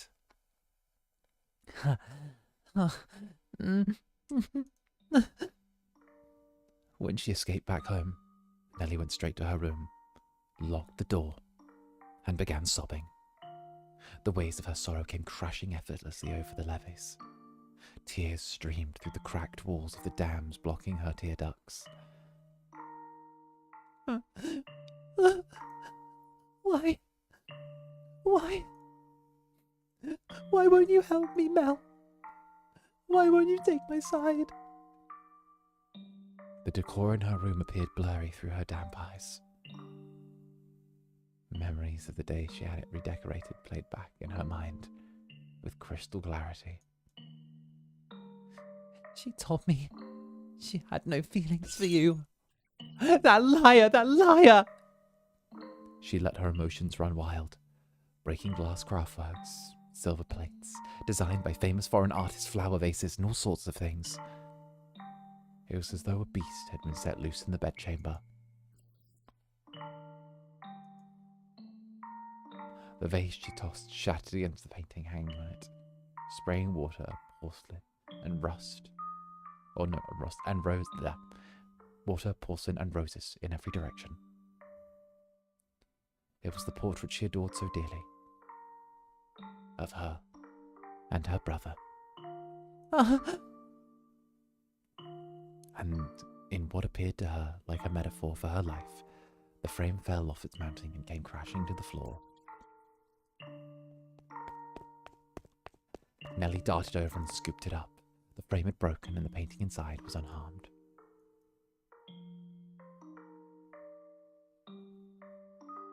The two smiling children were still the very same image of happiness, inseparable siblings holding on to one another's hand. My prince is no more. Though in her present state of mind, that image of happiness brought her nothing but misery. And the worse she felt, the more frustrated she grew at the smiling girl and the kind boy of her past. The princess is no more either. You're not a princess anymore, Nelly. Some other woman has taken your place. I trusted you, Mel. I believed you would always be there for me. This painting is nothing but a lie. That's not the real Mel. It's not the real me. It's all a big fat lie. A lie. I wish this painting never existed. That it was never made. That I never had a brother. This painting. In the fit of an emotional distress, she scratched feverishly at the painting. Once, she considered it precious.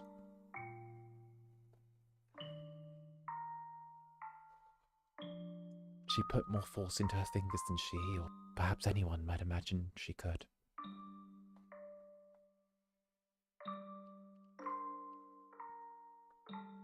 Flakes of paint began falling from the canvas, and in time she noticed something peculiar.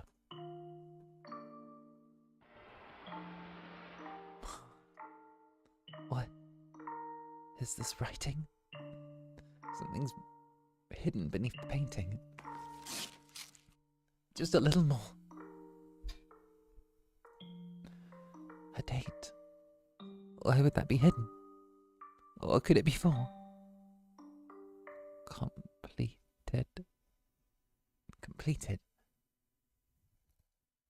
May. She read aloud. The scratched up handwriting. After staring... Here we go. Wait, I skipped past that. May 1587. 1587. What is this? How? How could this have been painted 16 years ago? I wasn't even born then. Mel would have been just a baby. This is not me. Is this not me? Is this not Mel? There's still more writing. Oh, what? Wait, what? Wait, what? Wait, so the painting is...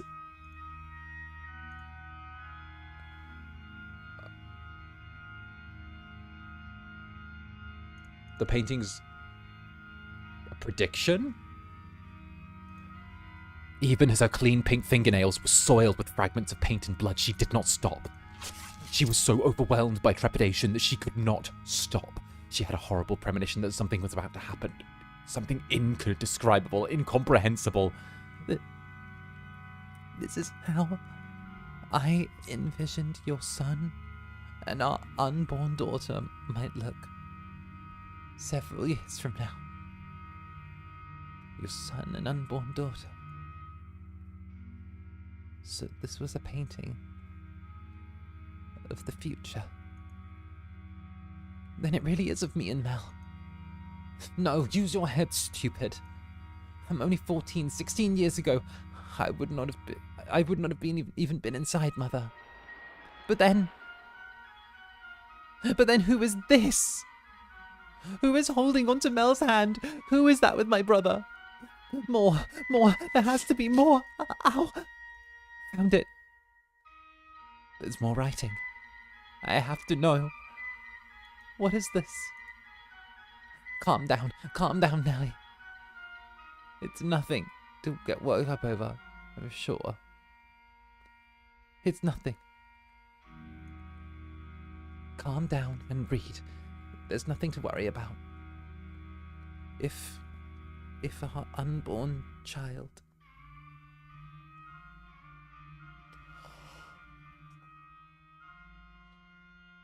This is what the writing on the painting said.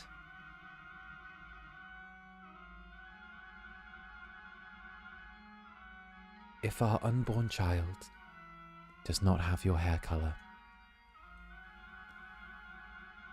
then you will probably not be able to take her in as your own.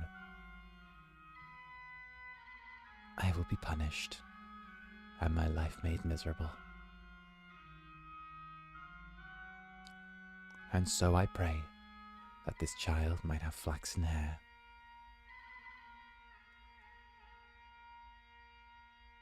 Though it is a sin to wish she has in her a trace of me. I do hope it's a girl.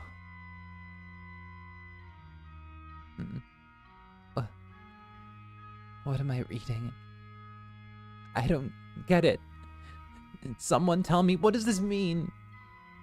A painting from 16 years ago, hair color, sin. I do hope it's a girl.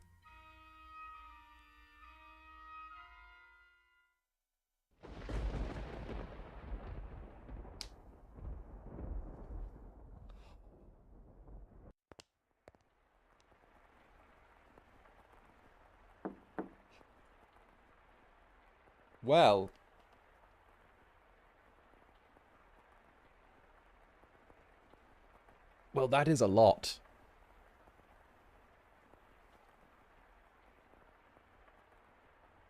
Are they all siblings? Oh! Wait, that's going to be so fucked up if they're all siblings and the white-haired girl is siblings to... Because that means that means that Mel did actually replace... Oh, no. It's Nelly. Let me in. Little Nelly. Oh, you have changed out of your dress. It's a shame. It looked nice on you. It really did look so nice. Almost like you were a princess. Lady Nelly, say, I've got a question for you. Do you mind? By all means. What colour hair did your father have? I beg your pardon? Did you not hear me? Should I repeat the question? No. I assumed it would be about Lord Mel. I'm just so curious where you got that white colour from. My father was more tan than white. So I didn't inhale my paleness from anyone. I asked about your father's hair colour. What would you want to? There's no reason you can't tell me, is there? My father He had white hair. But that was simply because it was an older time, an older name, an old man. I do not think he was born with... Lady Nelly?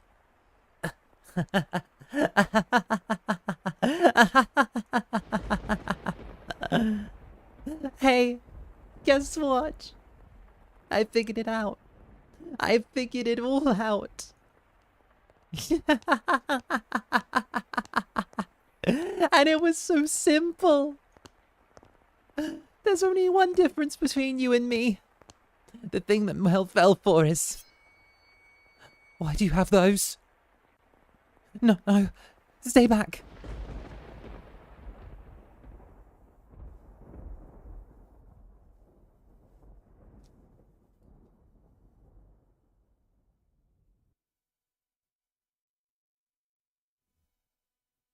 What did Nelly do?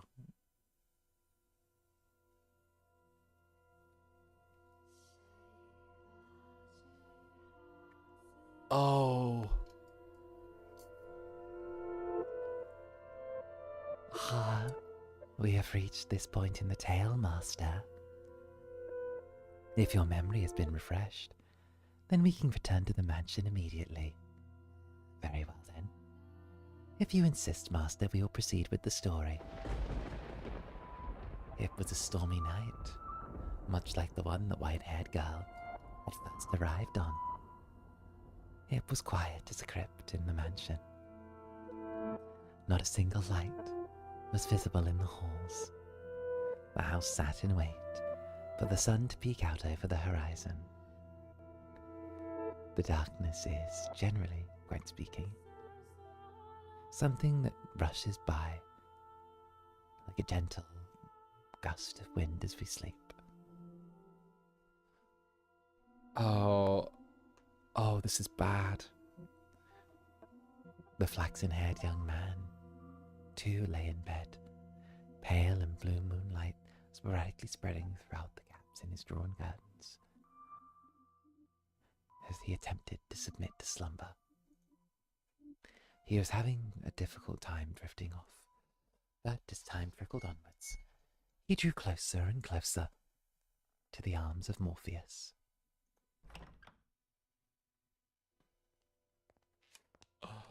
Oh. Oh.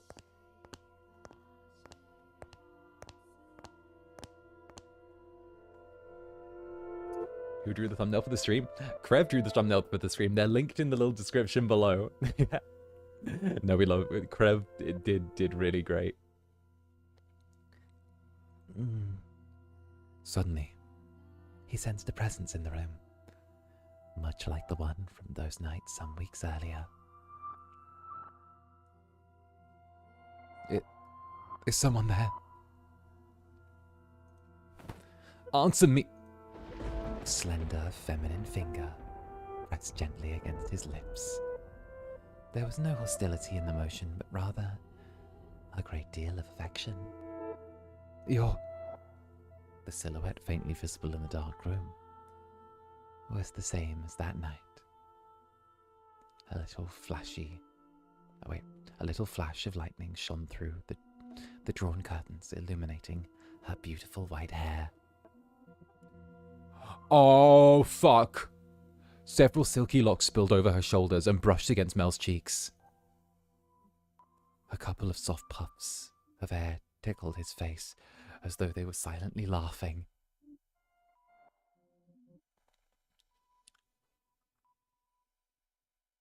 Did she fucking scalp the white-haired girl?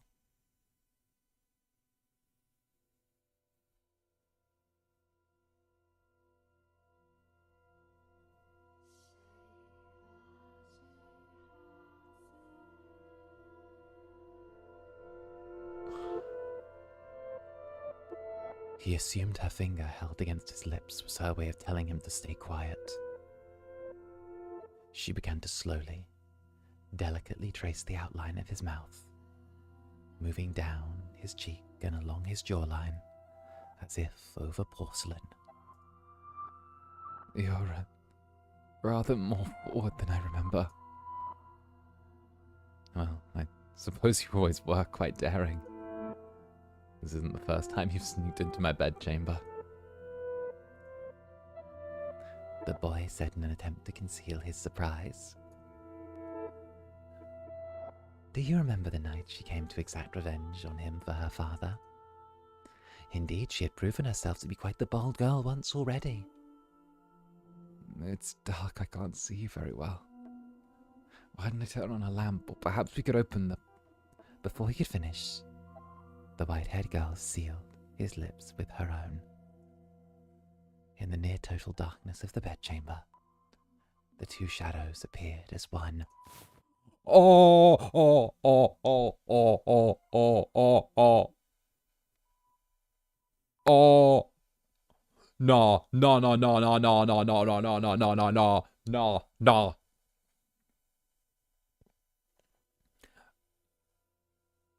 It is incest, isn't it? It is. I said I got those vibes from her. I said I got those vibes from her. I said I had. I told you all. I got those vibes from Nelly. I said from the start that she gave me those vibes.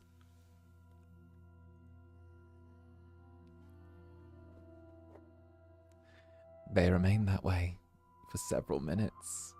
Are you happy you're right? No, I'm not. I wish I was wrong. Their kiss was innocent. No more than the pressing together of two pairs of lips. And at the same time, the white-haired girl lovingly ran her fingertips across his skin. When their lips separated, Mel gasped for air. It seems he had been holding his breath. Slightly embarrassed at himself, he said, Oh!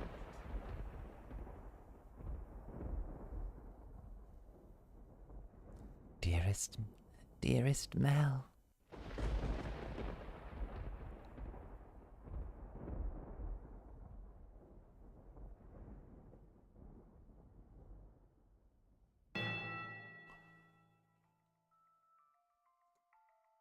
Nothing.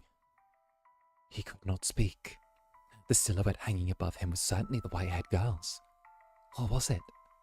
Because his next words were, Get off of me! He reflectively shoved the girl straddling him aside. She rolled off the bed, landing on the cold floor, but slowly, gradually crawled her way back towards him.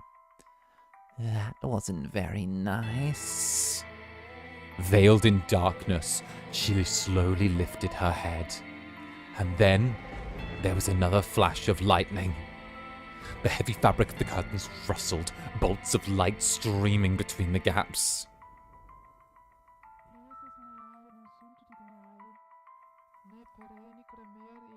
Her flaxen irises glimmered. Through the blush white light, they took a twinge of almost golden glow. No need to be so rough. This isn't the first time she's visited your bedchamber. Is it, Mel? Or did I not kiss you the same way? Tell me, how does she run her fingers across your skin? What does she do when she nuzzles up to you? Stop this madness. Why would you do this? Because you like white hair, don't you, Mel? You like white hair, which is why you fell for her, isn't it?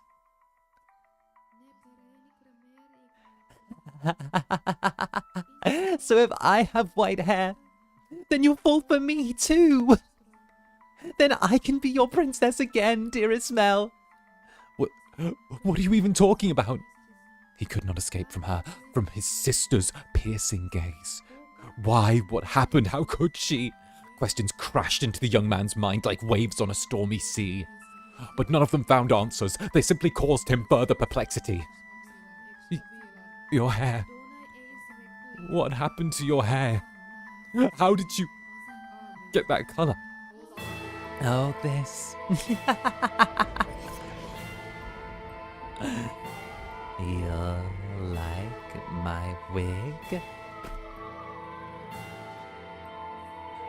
But as soon as the words left her mouth, Mel was in motion, propelled by pure instinct. He clenched Nelly's shoulders tight enough to dig his nails into her flesh.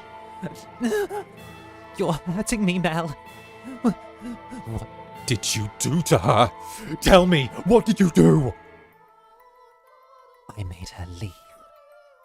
It was a perfectly reasonable decision. She was obviously not an ability, and thus had no fit to be a part of this household. But there's no need to worry, Mel. I'm here to take her place.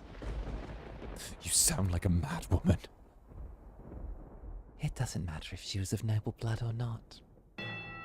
She promised she would stay by my side.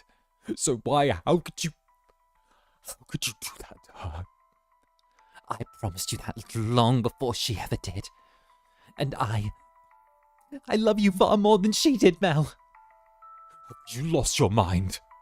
You're not making any sense. Where is she now? What is she doing? It's always her with you. What more could you want from me? Tell me, what does she have that I don't? What do I have to do to get you to focus on me and only me? We're siblings. Don't you understand what you're doing? Oh, I understand quite well.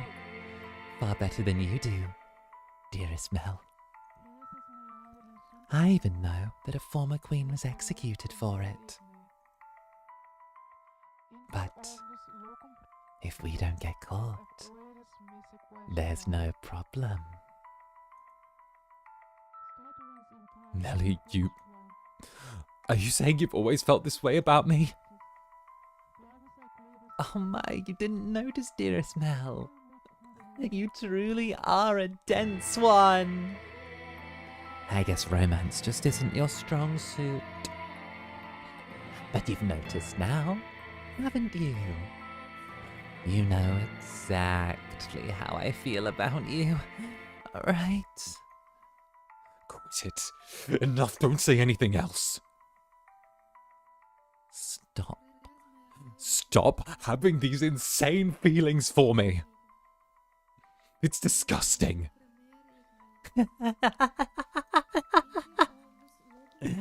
What are you laughing about? Poor, poor Mel. Content in your complete ignorance. All right. I'll tell you everything. Mel, you can only love blood-related women. Oh, whoa! Oh no, oh no, oh no! Oh no, no, no! No! Oh, bloody hell! I figured it, but I didn't want it to be the answer. I thought so, but I didn't want to be right. Oh no. Oh, the white-haired girl is his long-lost sibling because... Oh. Huh.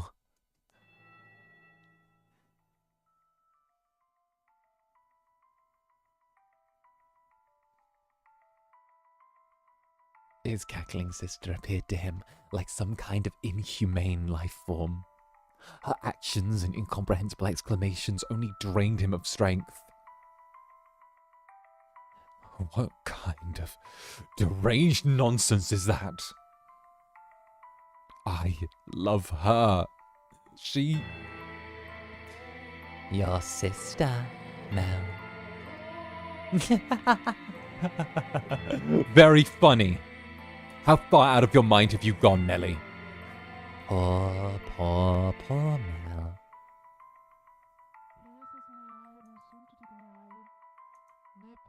Do you honestly know nothing?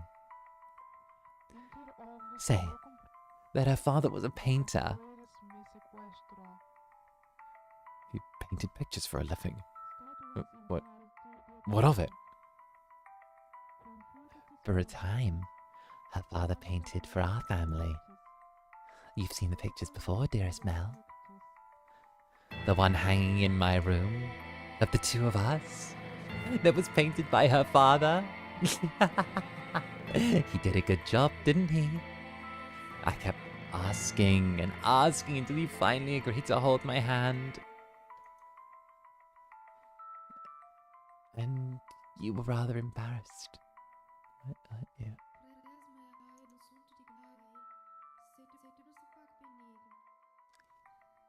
I refuse. Oh, there we go. Do you remember that day, dearest Mel? You couldn't possibly remember it. But there's a chance you might remember this. Before we moved to this mansion, we had a painter with white hair.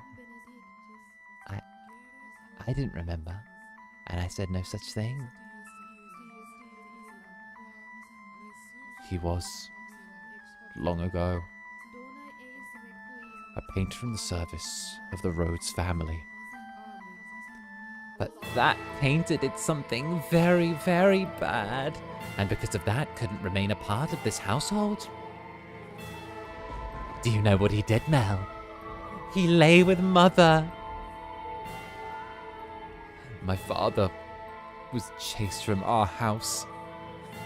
If the child had been born with flaxen hair, the painter would not have been thrown out. The baby would have been accepted as part of the family. But that wasn't how it turned out. The child had white hair. She didn't look at all like she carried the Rhodes family blood. But you see, Mother had me. That I'm here is all the proof you need. The girl born 16 years ago didn't have flaxen hair. Until his last breath. Yeah. But he'd never been. Wait, until his last breath, he had only ever been concerned about me. He held me in his arms and ran his hand through my hair, an apologetic look on his face. You're talking total nonsense. What proof do you have? If you want to see it, I'll gladly show you. The artist left a message in the painting in my room. Tell me, am I truly wrong? What did that girl tell you? You're lying. What part of it is a lie, Mel? Everything I'm telling you is the truth. Why don't you ask Mother? I'm sure she'd throw quite the fit. Mother wouldn't. The mistress did not send me away when she saw me. Quite the opposite. She took me in as a servant. It never made sense to me. Why would she hire a maid she knew nothing about? Someone who just showed up at the door one day. And when I asked Mother to make her my maid, she stubbornly refused. From a good house, don't make me laugh. If she was really nobility, she would have given us her name. But Mother was so desperate to cover up her mistake. That doesn't make any sense. I don't believe a word you're saying. It couldn't possibly be true. Wouldn't it be nice if we could just bury our heads in the sand? But Mel, feigning ignorance is a sin. No, I refuse to believe it. Not a chance in hell. You just don't understand anything. How I feel, how much I've suffered. Do you have any idea how long I've loved you, knowing that you would never accept my affection? But then fancy that. You fell in love with your half-sister. Then I should qualify for your love too. Shouldn't I, Mel? Stop it! Enough! Shut your mouth! Not another word! I don't believe any of this!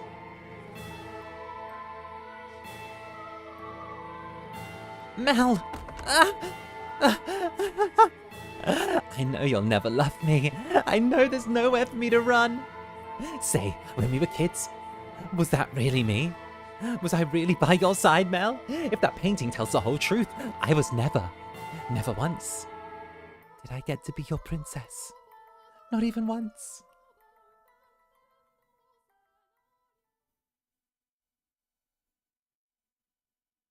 Dearest Mel, everyone just loves to dote on me.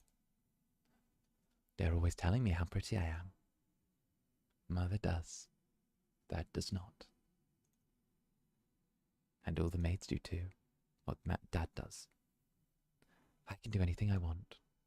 So for me, acting like a spoiled child is the only form of rebellion that I have. I do not have the kind of freedom you do, Mel. I'm just a doll for the family to play with. When I have visitors, it's only ever for show. So it's not my fault I don't have friends. Dearest Mel, you're the only one who's ever cared about me more than anything in the world. Dearest Mel, I always knew how I would react if you fell in love. How I would cry my eyes out. I would envy her to death. I would get angry as a bull, but eventually I would have given up. I knew I could never have it my way after all. My feelings would never bear fruit, so why?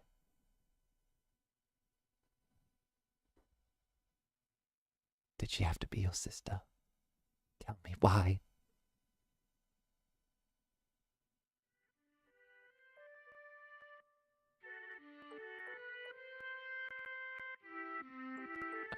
Bloody hell. Alright, let's take a second there.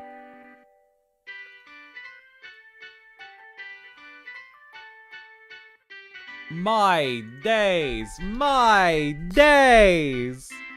My days. What are we... Well, that took a turn that was out there. Okay.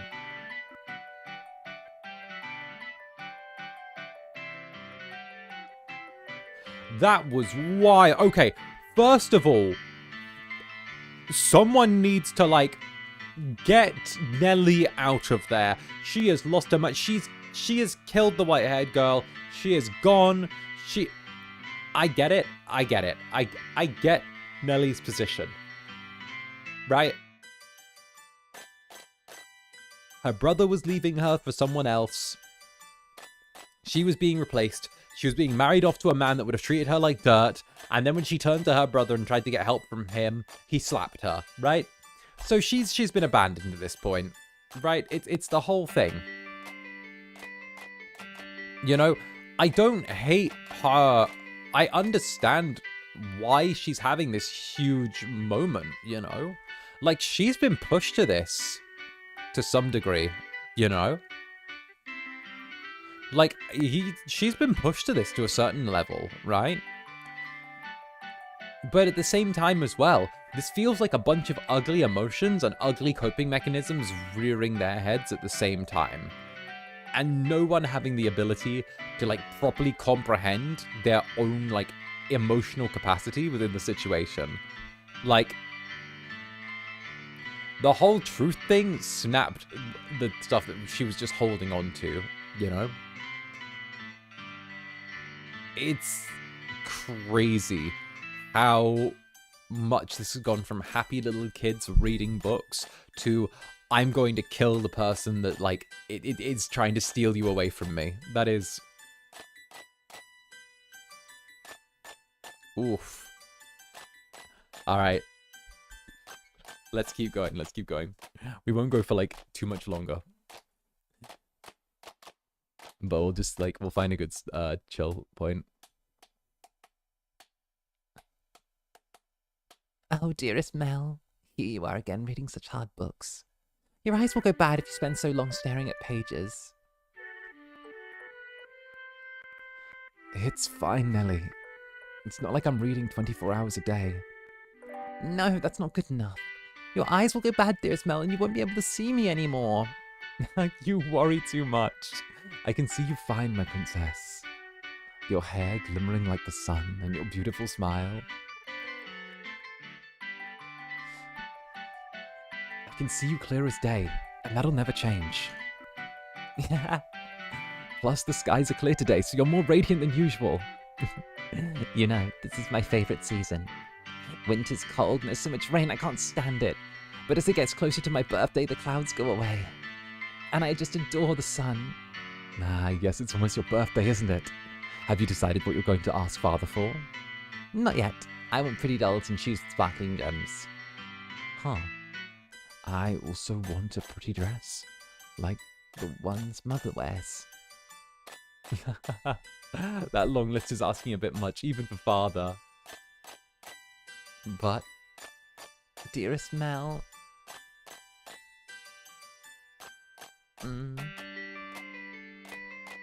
I already have what I want the most. So the truth is, as long as I have that, I don't need anything else. Oh, and what would that be? The hairpin they brought for you the other day? Or maybe the song they had written for you last year? None of that, dearest Mel. What could it be? Now I'm really curious. What is so valuable to you? That's a secret. Girls have so many secrets, I just don't know why they do it. Yeah. Say, dearest Mel, would you run your fingers through my hair? Just for a bit? What's gotten into you, Nelly? Why are you so hungry for attention all of a sudden? Please, Mel, please. Oh, Nelly, what am I going to do with you? Come over here.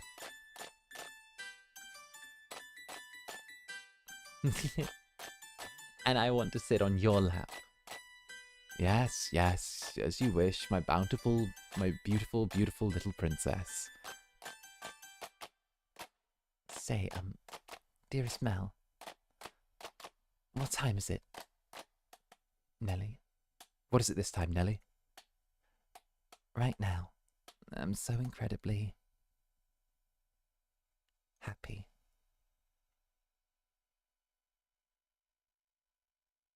Oh, and out of curiosity, who was it that you really cared so much about?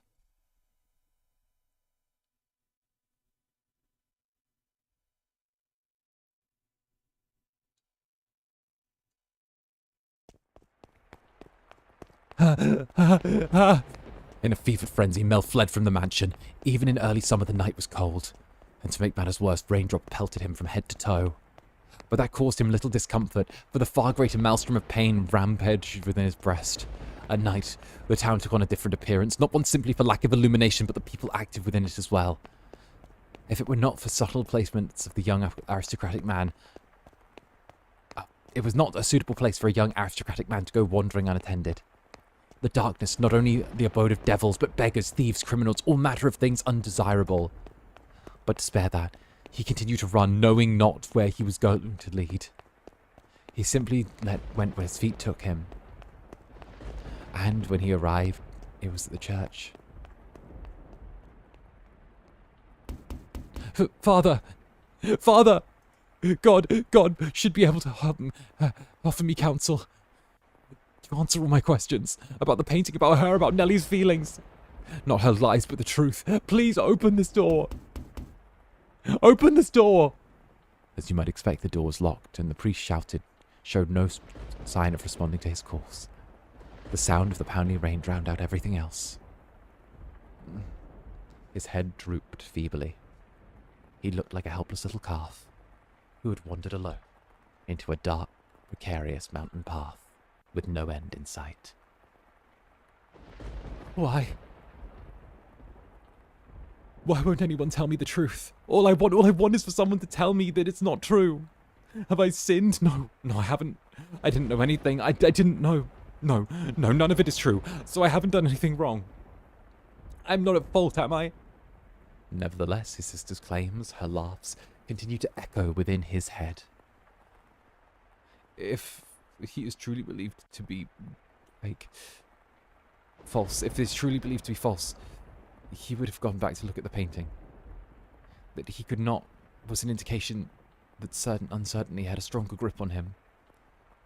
Fragmented images of white-haired painters fluttered through the back of his mind, but he desperately shoved them aside. What good is church? What good is theology? And what good is God? Wait. Something moved near the boy. It stood intimidatingly behind him and grasped his light dressing gown.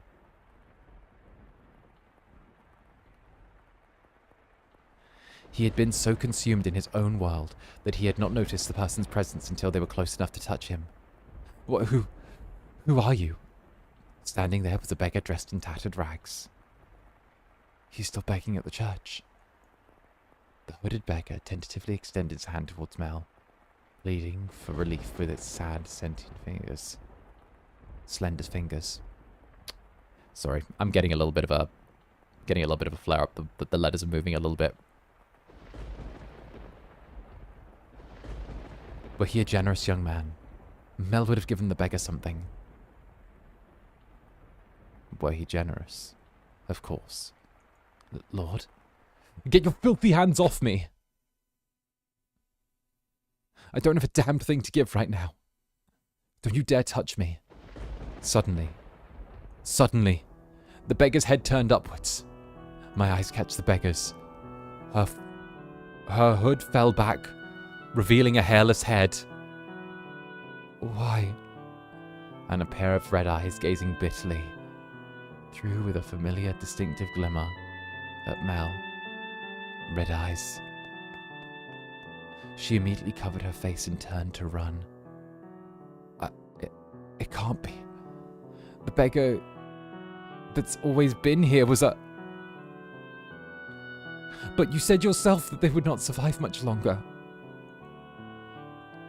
How could you be certain that she was that same beggar? Wait for me! Perhaps as soon as someone of such high social standing. All beggars appeared the same to you. Or perhaps you wanted to believe your meager generosity made a difference, that you did something of value. I will not say it's wrong to think so. Wait for me! I chase after the fleeing girl. Though I shout for her to stop, she continues to run, the rain so heavy that I might lose her. I'm terrified, but I didn't do anything wrong, did I? I'm begging you, please stop. I just want to talk. She comes to a stop at the corner. Please, do not go around this corner. It's you, isn't it? I am sorry. Why are you apologizing? What I said back there was terrible, and I am so truly sorry. I didn't realize it was you. Please come back to me. If you're concerned about social standing, I'll figure something out. And Nelly's getting married off soon enough. Oh, yes. Nelly. Nelly did some horrible things to you. She's lost her mind. She was talking nonsense, but don't worry. She'll be out of the picture soon enough. I'll make sure you're safe. Say something, please.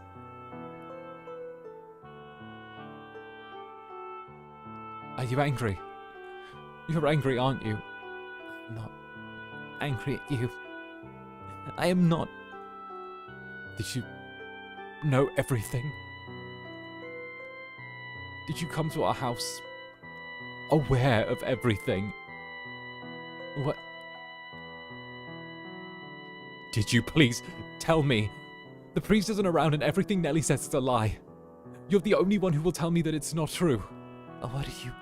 A relationship. I don't understand what you're saying. I see. I don't know. It's for the best.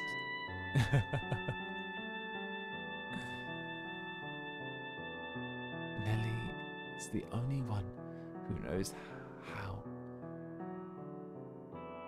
And she'll be gone before long. Everything will be alright. Lord Mel. It'll all be alright. I'll make sure you're never put in danger again.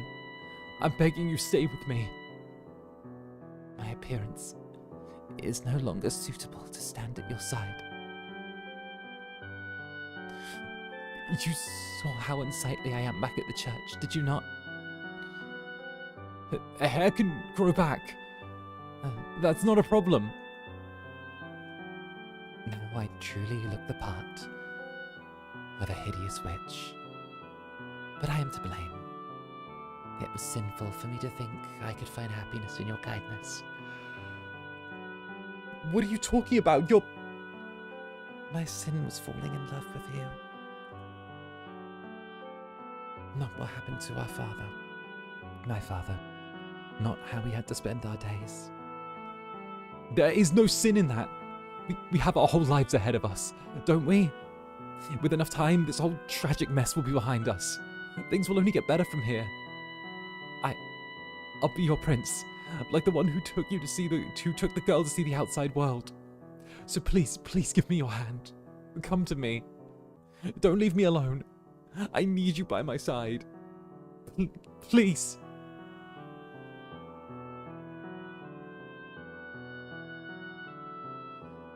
I extended my hand around the corner. I sensed her hesitating beyond the bend. I'm begging you. I can't see what's on the other side, but a vision of her reaching out to put her hand in mine wells up in my mind. But the story never had an ending. What? He doesn't take my hand. I doubt the girl ever wrote that letter.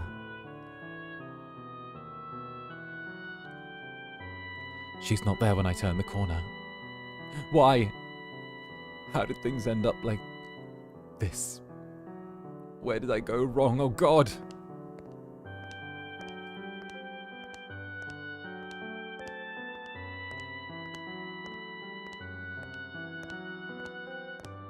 The error was likely your kindness, thoughtlessly, haphazardly spreading your generosity. But that generosity came from your own desire to avoid pain. I should ask. What should I have done? I can't take this. Everyone was happy. Nelly used to laugh and smile. She once meant the world to me. How did things end up like this? It's not my fault, I didn't do anything wrong. If you pretend like nothing happened, then perhaps you could always go on smiling in your head. But regardless, you must follow the path you need. It is your path alone. The path you choose in that moment. You decided to run. Make the wrong choice in those moments, and you shall find yourself on the road to ruin again. I would have been better off not knowing.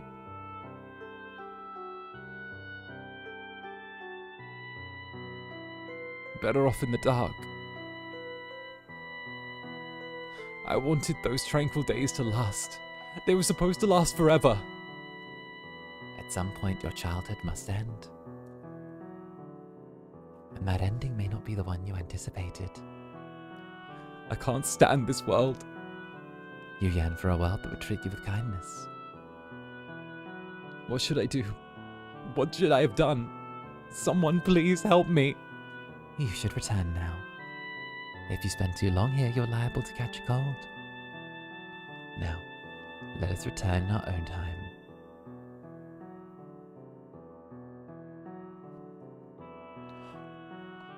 Oh.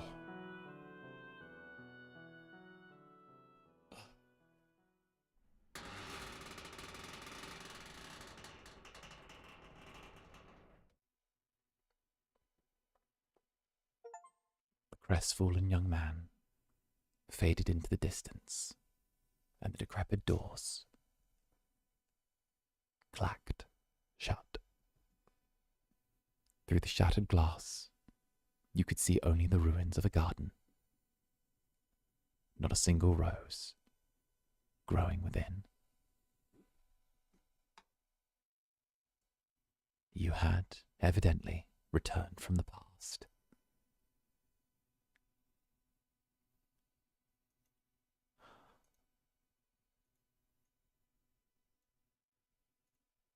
Well, heck. Well, heck, that was an incredibly strong beginning. All right, I say we head over to this direction now and go, heck.